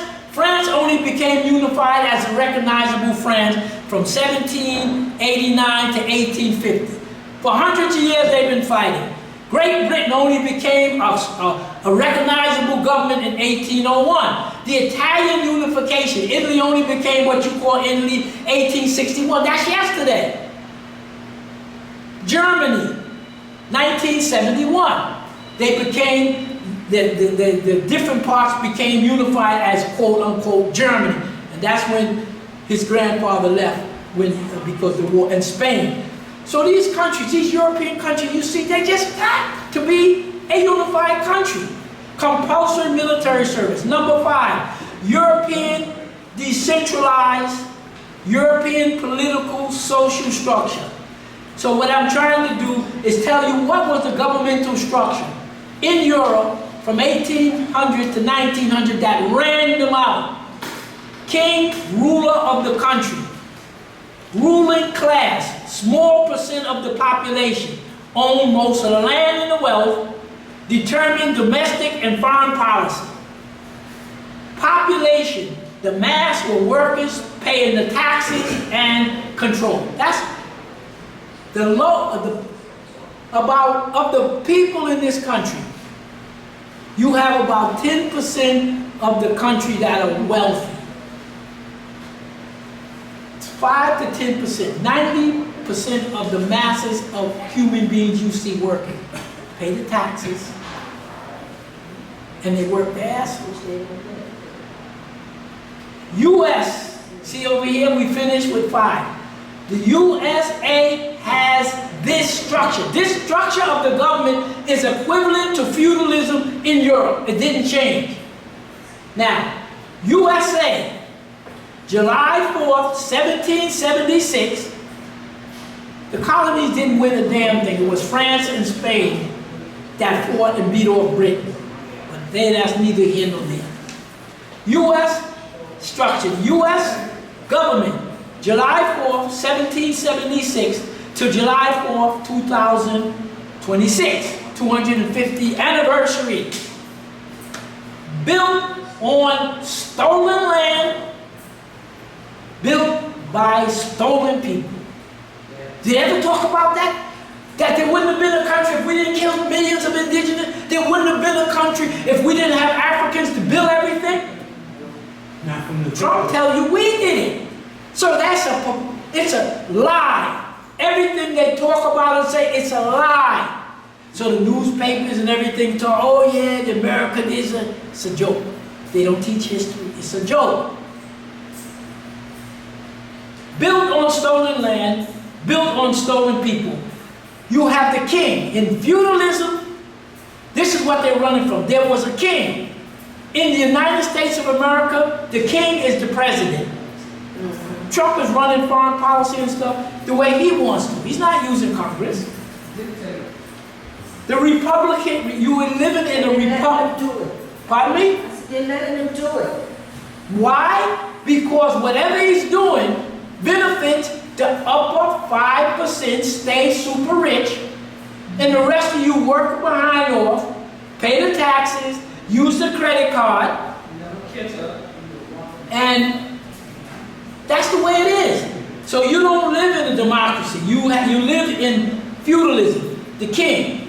In the United States government, the president does executive orders, which is law. So most of the country is run by what the president signed executive order, not your representative. So you have a representative government, meaning that you have people voting for you. Your Congress, your Senate and your Congress votes for you, and they're all bribed. That's why you get nothing.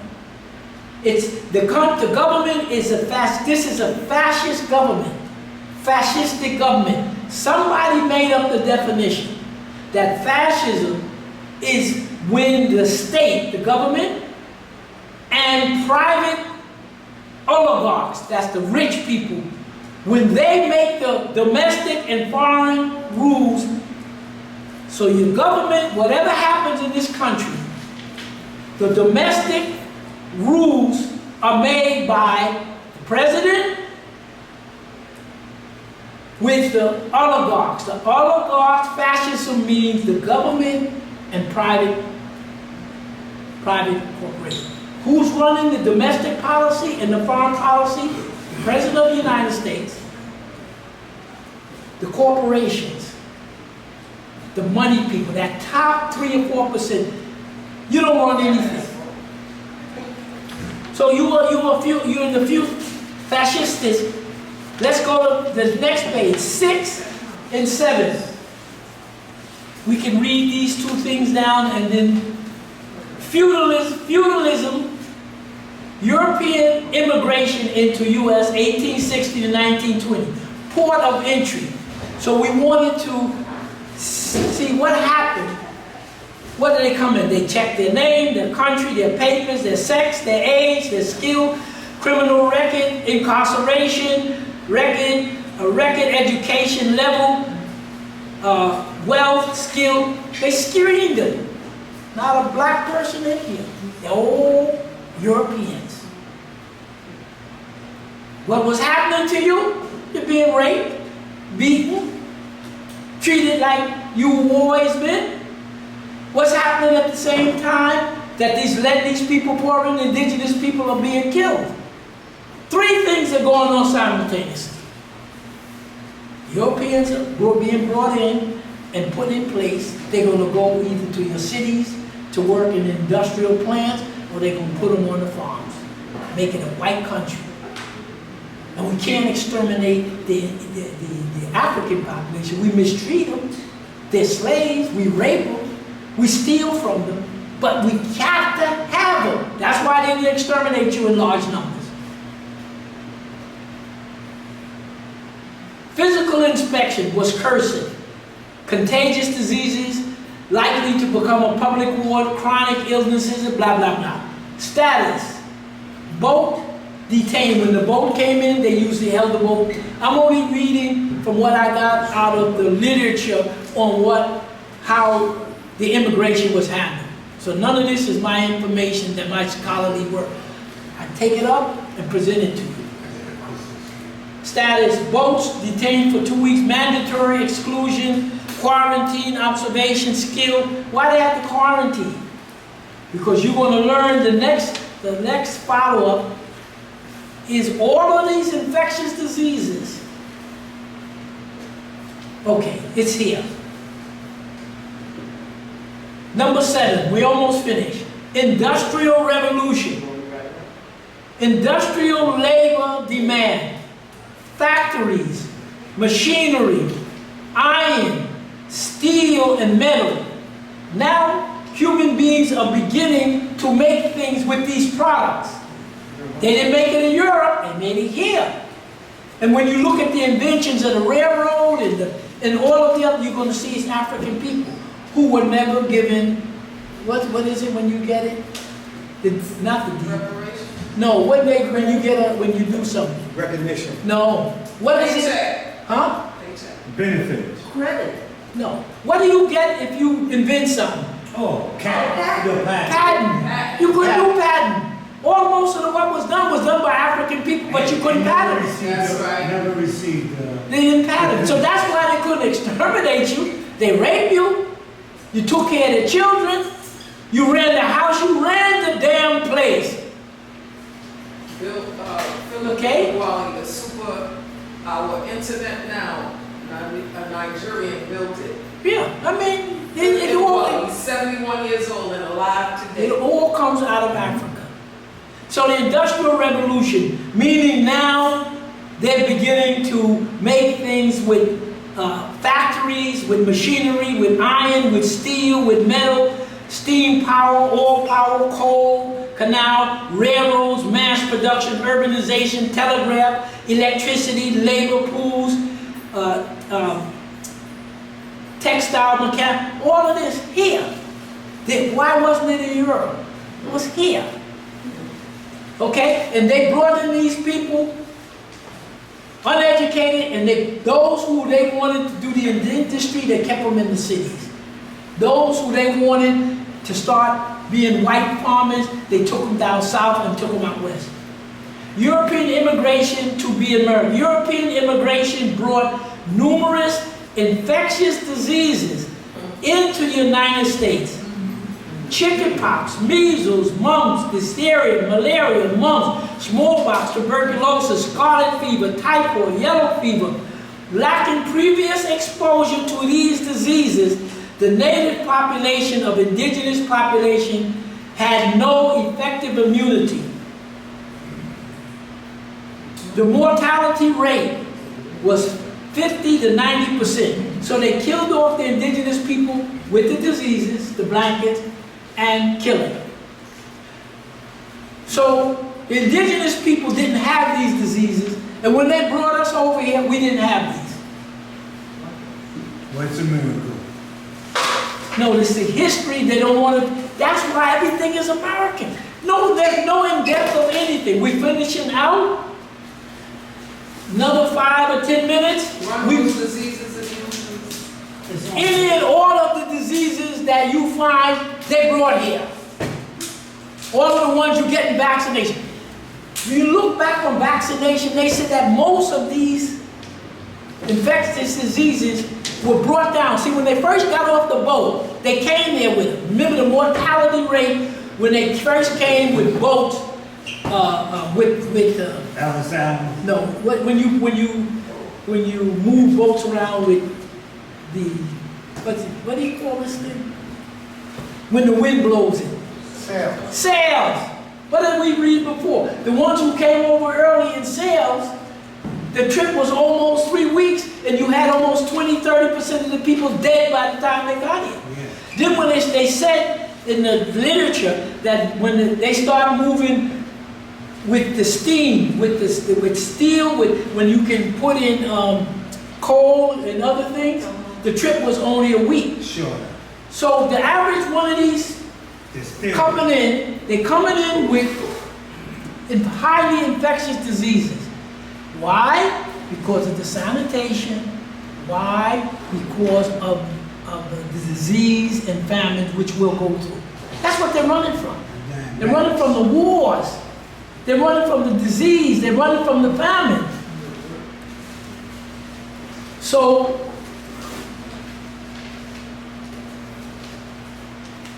because when they brought them into New York, it was a slum. We didn't make it a slum. The broken down building, they're throwing sewage, in the street, just like they brought them in. That's what So- they lived in Europe. Right. So when they brought them into New York or the big cities, you had all these diseases. They quarantined. They would go. Then what they did was they began to make sanitary conditions in the city, and they spread the people out. So most of these infectious diseases are diseases that Get in front of the camera. I'm sorry. Most of these infectious diseases are diseases that you get from poor health, poor nutrition, crowding, not washing. And then when they're able to, level out the population, and then so most of these vaccinations, most of these conditions, smallpox, were cured or reduced just due to sanitation, better food, moving the sewage away. But they just kept the vaccination up now for money.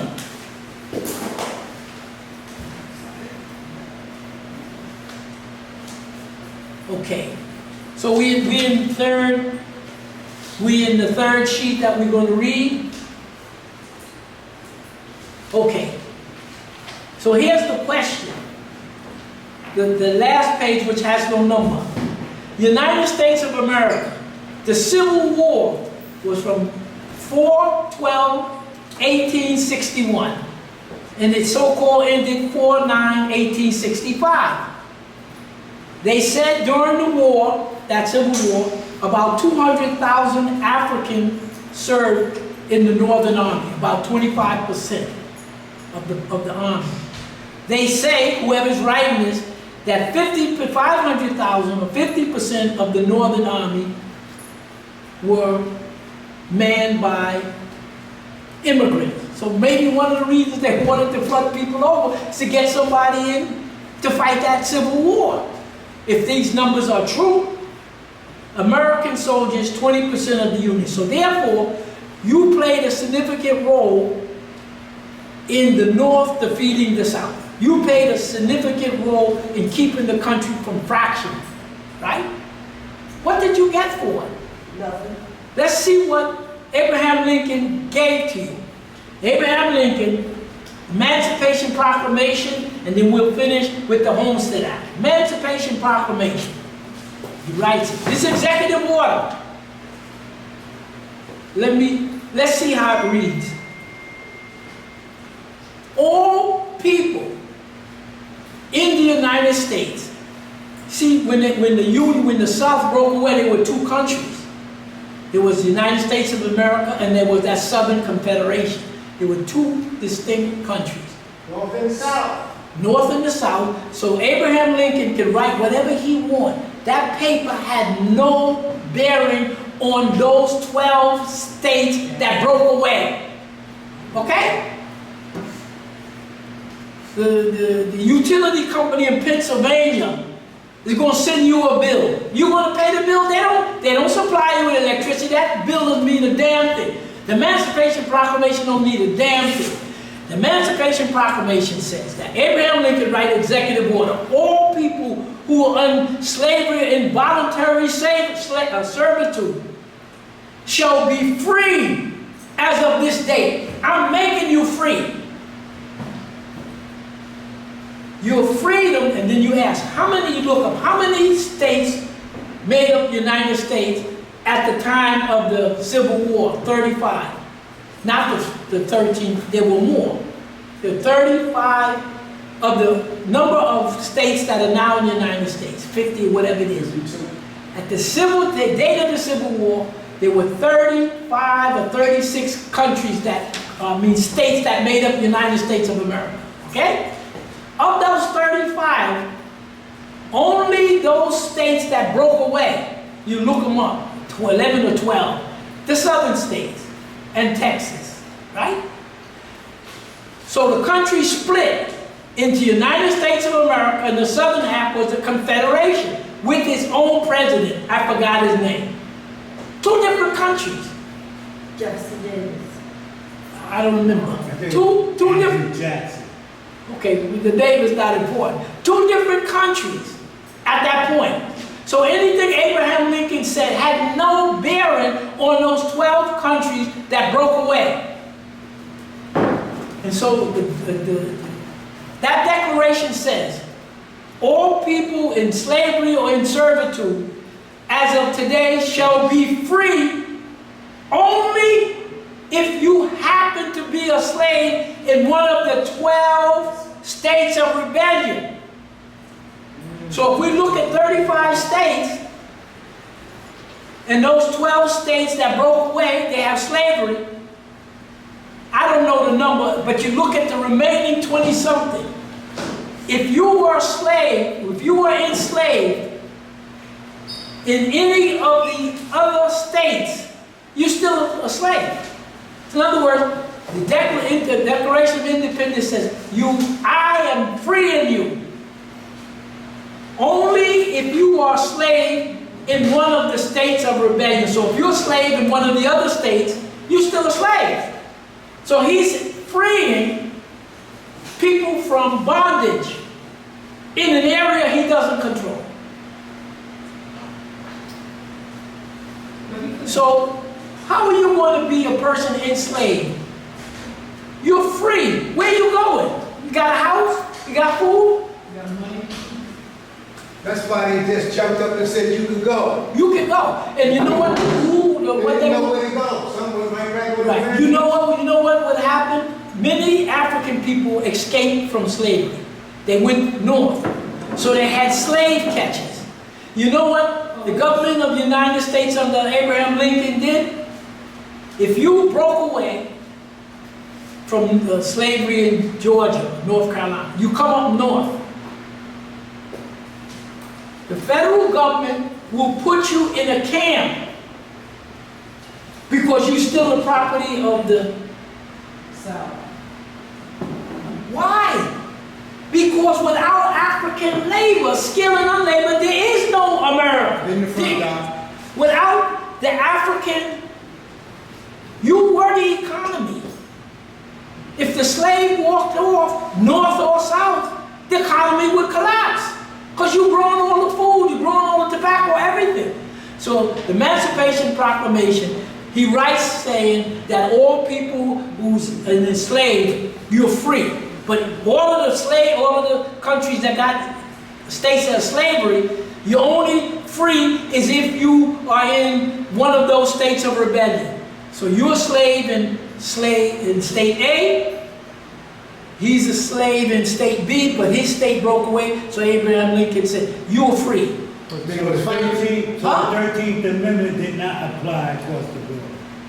I don't know about no 13th, 14th, 15th Amendment. I'm telling you what what he did. Emancipation. And you know, even when we became free, what's that, the 16th Amendment or whatever it is, what did it say? All evidence of slavery and servitude, you are free. That freed us. That's right. Except what? If you get... A committed crime. That's right. So what do? They just arrest you and then put you back into slavery. Slavery. They never had it. Standing there. Okay. Let's finish out with the Homestead Act to ask the question. Homestead Act. Congress passed it May 20, 1862. Now Abraham Lincoln signed it. Now I don't know if he signed it on that date, because when I looked in, there was another reference to say he signed it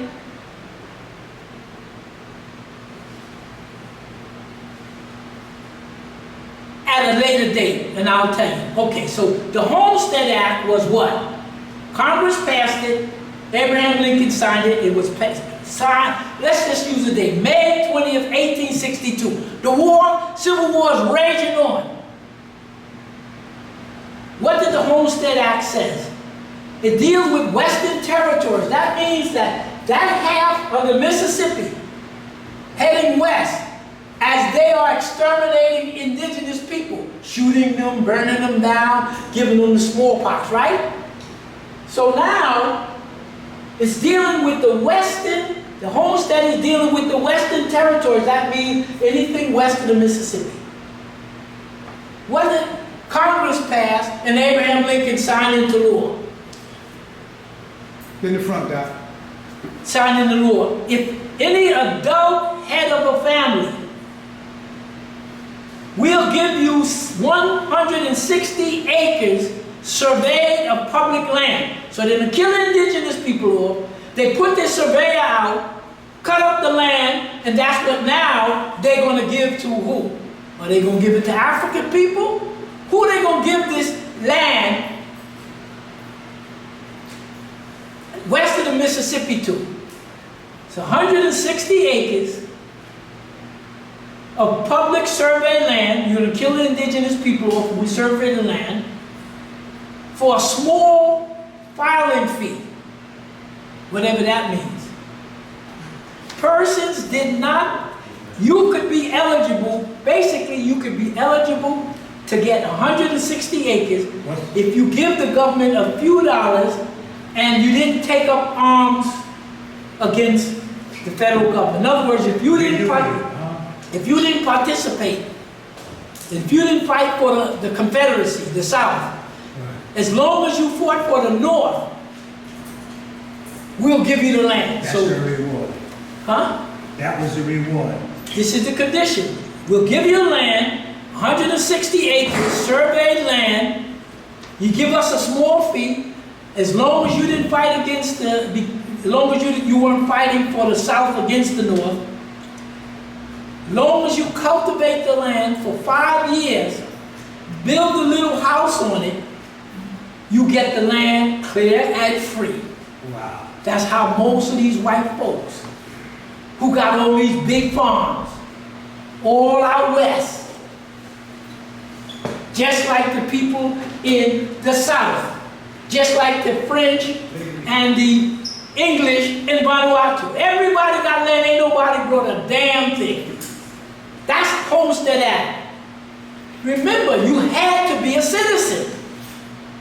Now, were African people in 1862, Civil War won't finish for another 3 years. In 1862, were African people citizens? So if you can't get the land because you're not a citizen, who got it? White people. White man. And then, you know, further on you can go. Abraham Lincoln signed the law into after the southern states seceded. So that's when they were now given indigenous land away to white people. They are building a white nation, but not exterminating you because Africans still play a critical role in the economy. Okay, so if they didn't give it to you then, y'all can fight whoever you want to fight for reparations. Look at the history. Now, on the last page, and we finish. 1862 to 1904, land dispersed by General Land Office. Up to 1904, they gave out 500 million acres. 500 million acres. To who? White people. And now there's all these rich farmers making millions of dollars. All these people in Jersey and the rest of them. And then we jump up to World War II, and after the war, they gave money, they gave license and everything for white people to go in and build up the suburbs. But African people couldn't get any subsidy, they held you within the city. That's why you got all, they gave, you are one of 3 different people in the country. Before these Europeans came, you had indigenous, then the white people came, and you had Africans. So you had 1860 to on, you had 3 groups of people in what you call the United States. The indigenous, whoever they were, being systematically exterminated. Europeans, systematically educated, put on the land, given everything to now grow the food. And African people, community being destroyed. That's the same trend that hasn't stopped. Now, if you all want to be Americans and forget the situation, you're still in the same situation. Post-Civil War 1865, 50% of African sharecroppers were finishing. 25% African land in the South, which you have no more. 25% of Africans out west. They destroyed everything. Systematic destruction of the American property sector. Reparations. Making, here's the definition of somebody made reparations. Making amends, acts and policies for and of historical injustices. Well, I saw a small clip on the YouTube. They said they gave the name of the 5 largest private owners in the United States of land. How many acres? They're all white. Gates. They're all white. They're all male. The white European that runs the country, they're Anglo-Saxons. Christians. You call them Christian. I don't know about white Jews. I don't make a distinction. And you see who's running the country, who owns and runs all the corporate. you have nothing but white males. Remember how white women were treated. They might be white in different sectors, but they all white. The basic things as we wind down is you look at the history. So of the five white people who they put on the internet as owning the most private land, almost all the land is out west. And one land is here. 250,000 acres. How much they pay for that? And the person who had the largest owner of private land, 1.2 million acres. Wait now. Did you buy this from Indian people? You just were exterminated. So the people who run the country make up the rules and regulations. They make up the foreign policy and they make up the domestic policy. So we finish basically now. So you make the decision on whether or not you will get reparation. What I've attempted to do was just go over the history of the United States taken out of their records. I didn't make any of this up. I'm just reporting the history that they forgot to tell you. And if you want updates, they say that in the universities document that in the last 10 years, the United States government, who's running these wars, that just due to the sanctions that the United States put on a number of countries around the world, in the last 10 years, they put 30 million people dead. It's like you have children, you starve them. When you put an embargo here and the tariff here, because the global economic system, the Europeans control it at this point, and a lot of other things they control, they're losing it. But if you have a country, did they get on TV and tell you that the United States government put on these sanctions? Who put the sanctions on? That's how you create the shit whole country, man. President of the United States and a handful of white European men. Whoever they are, Gates, this one, you don't name, the name don't make a difference.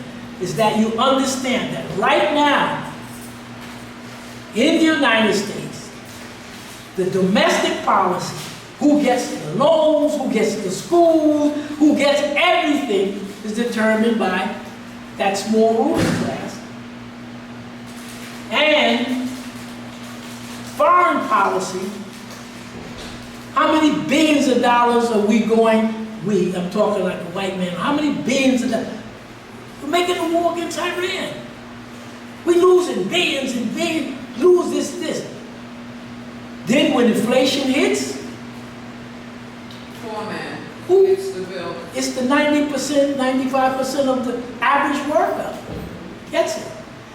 Trump comes in like Biden and Obama did.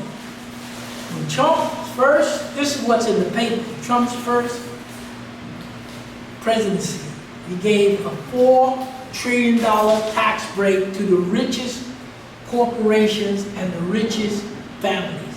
4 trillion. So whatever shortfall, who's gonna make it up? You and me. When he came back in the second one, they said he continued that 4 trillion. Okay. Where did he get the money from? Your taxes. But Congress is the one who allocates and makes up. Boatwright wants to say something. Okay, let him. Boatwright, you want to make a comment? Oh, what's up, brother? Detroit. Boatwright, Detroit. Yeah, what up, brother? Can you hear me, Dr. Lewis? Yeah, everybody can hear you. I'm not here by myself. All right, Doc, you're doing an excellent job. I just have a question for you. Do you believe if Dr. Ben or Dr. John Henry Clark were still alive, do you think they would have made contact already with Captain Ibrahim Traore in Burkina Faso? In regards to, Okay, let me put it to you this way. Most likely, they would have gone to the Sahel nations and talked with the government. And I think if they were in good enough health to go, they would be accepted, and they would act as elders, like Mackies, any one of our elders would have gone there and say, you're doing a great job. And Because- I think they will have pointed out the mistakes that they're producing too historically. Right, because they had the experience. They would go to the Sahel nations, and as the brother said here, they would tell them, we approve of what you're doing, we'll give you some more advice, and as Brother Ray Ray was saying, those mistakes you may be making, tighten up. Dr. Clark said you got no friends even from the outside. Be careful of who you invite in. Well, so I would answer the question, if they were in good enough health and they had an opportunity, they would go, they would meet as elders, and they would give advice. They say, yes, you're doing good. Would you say the same for Elambe Brad? Would you say the same for Elambe Brad? Oh, he would have been Would he there. have made contact with the Sahel leaders of the Sahel states? Let me put it to you this Like way. he did with Thomas Sankara. He would have had him on his show, yes. I was fortunate enough with a number of other people to get into the auditorium when Elambe had Sankara here. So to answer your question, he did it already. As I said to you in my evaluation, when you look at Dr. Ben and Dr. Clark, not excluding Amos and the rest of them, but just on that Pan-African, they're in the class by themselves. That doesn't exclude all of the other Amos and the rest of them. They're in a different class. We're just talking about that age of the elders. They're Pan-Africanists. Okay? And what's the sister name would have been there too? As I told you, my assessment, Dr. Ben and Dr. Clark are in a certain class. From my exposure, there's one class below them. That doesn't take away from any of the other ones. The only one I consider one classification below Dr. Ben and Dr. Clark was Elambe. Myself and the rest of us, we don't register in terms of Pan-Africanism. When you're talking about Dr. Ben and Dr. Clark, they're in their own class, and you drop down, in my opinion, to right below them would be Elambe Brad, and then the rest of us, we're here. I say Those men, and that doesn't exclude the women, we just, those who standing out, yes. I say on equal level because I said so too. not only did Elambe introduce Dr. Ben to Dr. Clark and have him on Like It Is, he also was giving his speech, and Fidel Castro and Malcolm was in that Teresa Hotel, came downstairs to invite him. He was on their level. Okay, so the young lady here says that Obama would have been there too. that Elambe qualifies to be in the same class with Dr. Ben and Dr. Clark. Because remember, in the 70s, they had that Pan-African conference, absolutely. Okay, Elambe so was there. now you get other input from the elders that are here. Elambe, Dr. Ben, Dr. Clark, they're putting Elambe in that class. There aren't too many other people. Anybody else feels anybody else around that could go in the class of any one of those three? I don't know about you. If you say it, if you think they have that accomplishment. The D12, they always been there. But as far as D12, as far as making that, reaching out as ambassadors Okay, but to Africa. no, but the thing is, all of these other elders here. They're there. But when you talk about Pan-African, remember, look, there's many of these, Dr. Ben, you're talking Pan-African, directly to Africa, blah, blah, blah. Not that we all don't feel that way. But Dr. Ben and Dr. Clark and Alambe, because Alambe, as she said, all of his work was right there with him in terms of the international.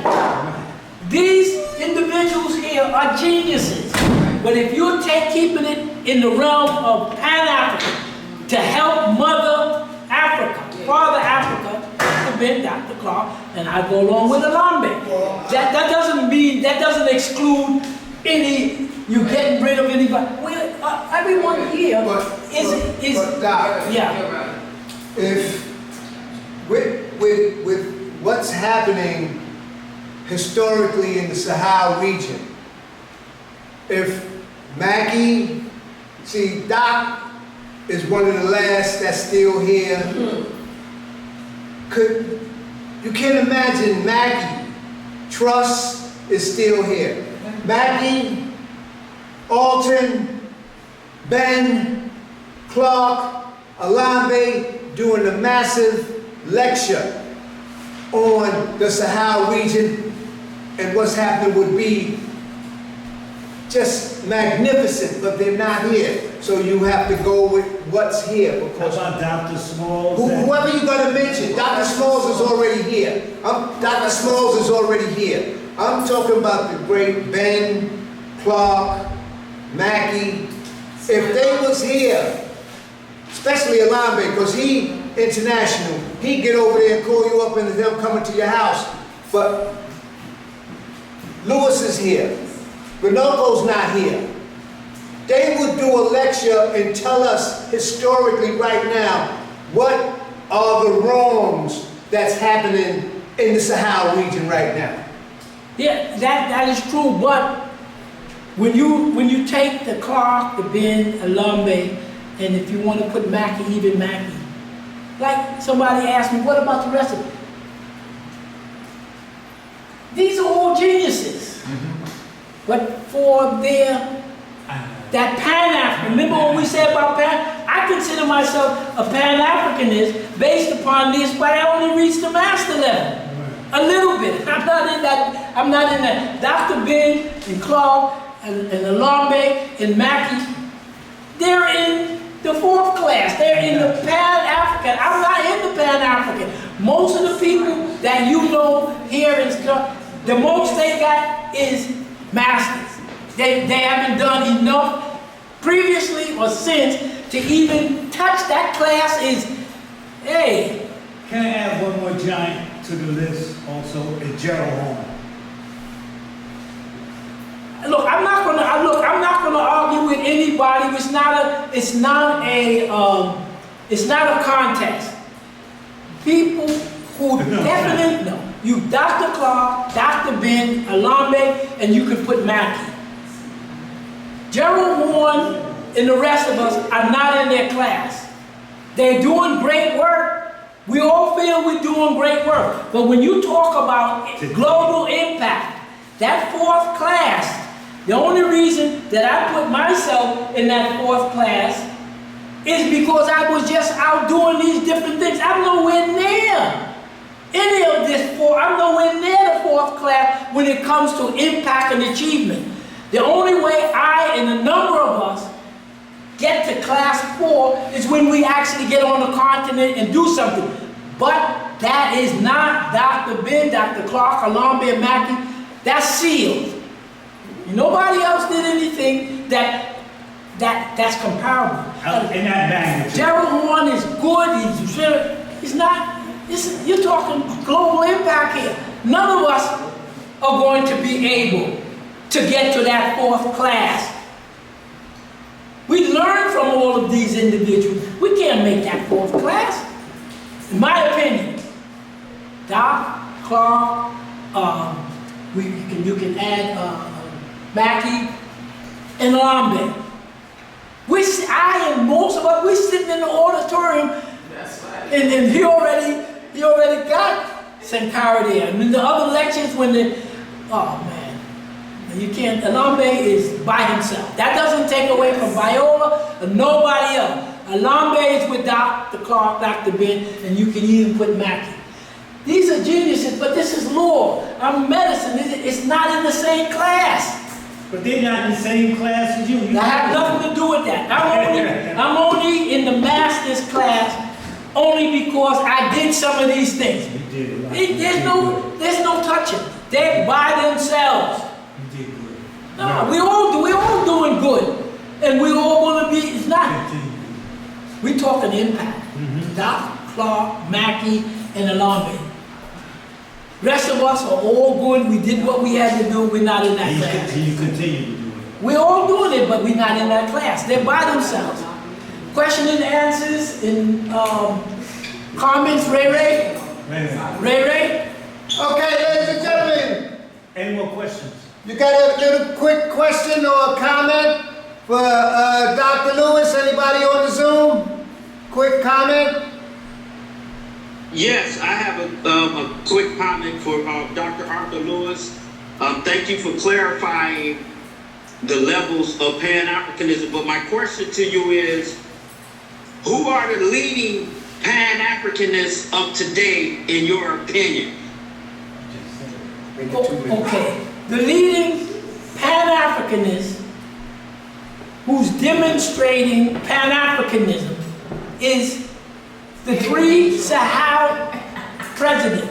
I'm not saying other people aren't doing it. The three Sahel presidents from 20 to 25 or 26 in 6 years to displace our worst enemy, the Europeans and the Americans, to take 75 million people with that vast resources. And what are they doing? What do we say? Take care of the African continent, and they're doing it, and the African people who live there. They protecting them, they're building the farms. There's no other African country or countries right now demonstrating number 4. Take care of the African continent and the African people who live there. I can't do it. Got rid of homelessness. What's his name? These other people, they can't, they're doing it. And you got to remember, Put them all in houses. family, you got to remember historically, what's happening now, the jackals from Confessions of an Economic Hitman, the CIA, if the CIA can't get you, then they send in the NSA. If the NSA can't get you, then they send you the jackals, as Dr. Lewis has said over numerous lectures on Smedley Butler. They will have went in there and cleaned that whole stuff up. Because that's the power, but they haven't been able to do it. Let me just make a quick statement about what Ray Ray is saying. They're saying, the specialists are saying that the United States of America is out of missiles. They lost the war to Iran because they attacked Iran, could not defeat it, and right now the United States, they're saying it, the Pentagon, say the United States has run out of ammunition. They don't have the hardware. And Boatwright, question. Boatwright, we all been to the Motor City. You live there. I go there as a visitor with the people that you know that I know and Dr. Lewis. The industrialization of the Midwest, from Gary, Indiana, Chicago, Detroit, Milwaukee, Green Bay. Question, they have a tank plant in Detroit. How come it's no tanks being rolled out in that tank plant in Detroit, where the majority of the people in the Motor City, just like they work in the auto assembly line, which are miles long. If you ever go to Detroit and Boatwright, and the people I know will drive you down there and see the mile-long plants on where they make these cars. It's no military hardware being rolled out of any factory. During World War I, World War II, the factories was cranking out military hardware like it was going out of style. Everybody was working. And you're in the Motor City. Any tanks over there on the big yard over there down there? By Livernoid and all them places with Mikhail and them? They're not rolling out of there, so it's a big problem. Look, United States is totally deindustrialized. They don't make a damn thing. You still have the airlines and stuff, but a good, they sold off all the industry. They don't make. United States. Send it out for the country. To China. United States is not an industrialized country anymore. When they do the gross domestic product of a country, United States is #1. And you know why? It's because they include as a domestic product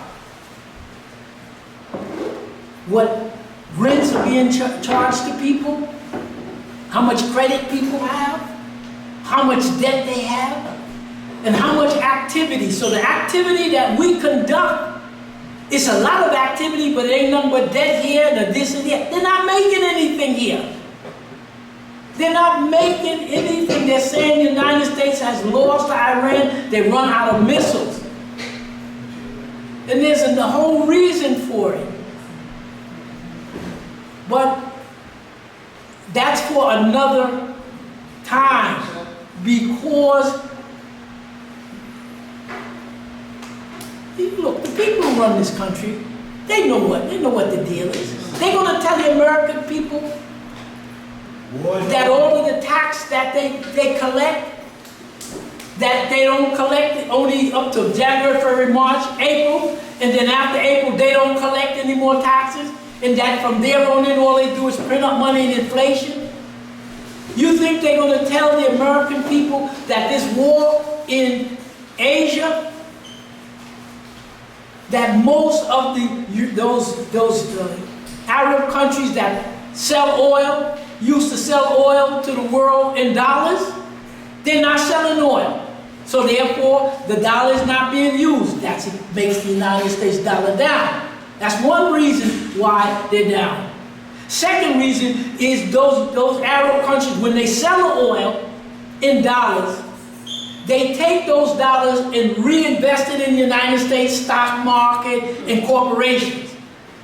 So the US dollar, which they've been living off of for the last 20 or 30 years, that's coming down because they're not selling the oil, so the Arab countries can't reinvest it. The country is in big financial country. Everything that wealth that comes in goes to a handful of corporations and a handful of rich people, and the rest of the country is basically in poverty. Fascist oligarchs. That's right. Oligarch. Look, we understand it. Why didn't they tell American people? The country don't run for you. The handful of people, that 5%, but even the super one, they own all the businesses, all the corporations. They're the ones who making the war and domestic policy and foreign. Who made the policy to let almost 800,000 foreigners come into this country on H-1B visas? And you got millions of American youth, white, black, blue, and green, are unemployed. They let the H-1B so that the corporation will have cheap labor. They don't give a damn about the people of the United States. This is a fascist country. That's right. Because fascism is defined by somebody. They own it. They're defined by somebody is when private industry and your government works together. Your government, your congressmen, and your senators, they all pay. I didn't say it. We read it. We did it over and over. That's right. They say they give $5 billion of these massive corporations give to Congress $5 billion in bribery, and these people give back trade. How are you going to pick up a bulletin? And 5 or 10 of the biggest corporations in this country pay no tax. 5%. Most of these big companies, they have an associate connection with the government. So the government gives them subsidies. They don't pay taxes. The country's not run by you. A handful of people are making the domestic policy of however the money is divided and the foreign policy about wars and stuff. He said BlackRock, Vanguard, and State It don't make a difference. What's the names? Okay, ladies and gentlemen, give Dr. Lewis a great big hand. Let the South Africans. We will also, this is definitely going to be a continuation, because as soon as you think you know something, you're only scratching the surface. What Doc is talking about, we only scratching the surface, as Mackie said. This will be a continuation as long as Doc is here. In 2 weeks, Trust Graham of the African Echoes family will be back for his continuation on W.E.B. Du Bois and Blacks 1815. So Trust will be the next speaker coming back. Give Dr. Lewis a great big hand. He will be back with the continuation. And African Helping Africans and the BK History Club would love to thank everybody for supporting Doc and the people that come out, because that lets us know you still want history. You still believe, like Leola Maddox, to come down and talk and drink coffee and listen, even though it's hot. But if you was on that plantation and you talk about it was hot, you see, the name Cracker was originated out of cracking the whip. And if you opened up your mouth and said you was thirsty or it was hot, they'd say, I'm gonna show you what hot is. So it ain't really that hot. So we give Doctor a great big hand. Brother Bo coming in from the Motor City. We're going to continue this, because that's what we're about, educational purposes. Give yourself a great big hand. You can talk for a minute while we clean up, but we got to get them back. Thank you.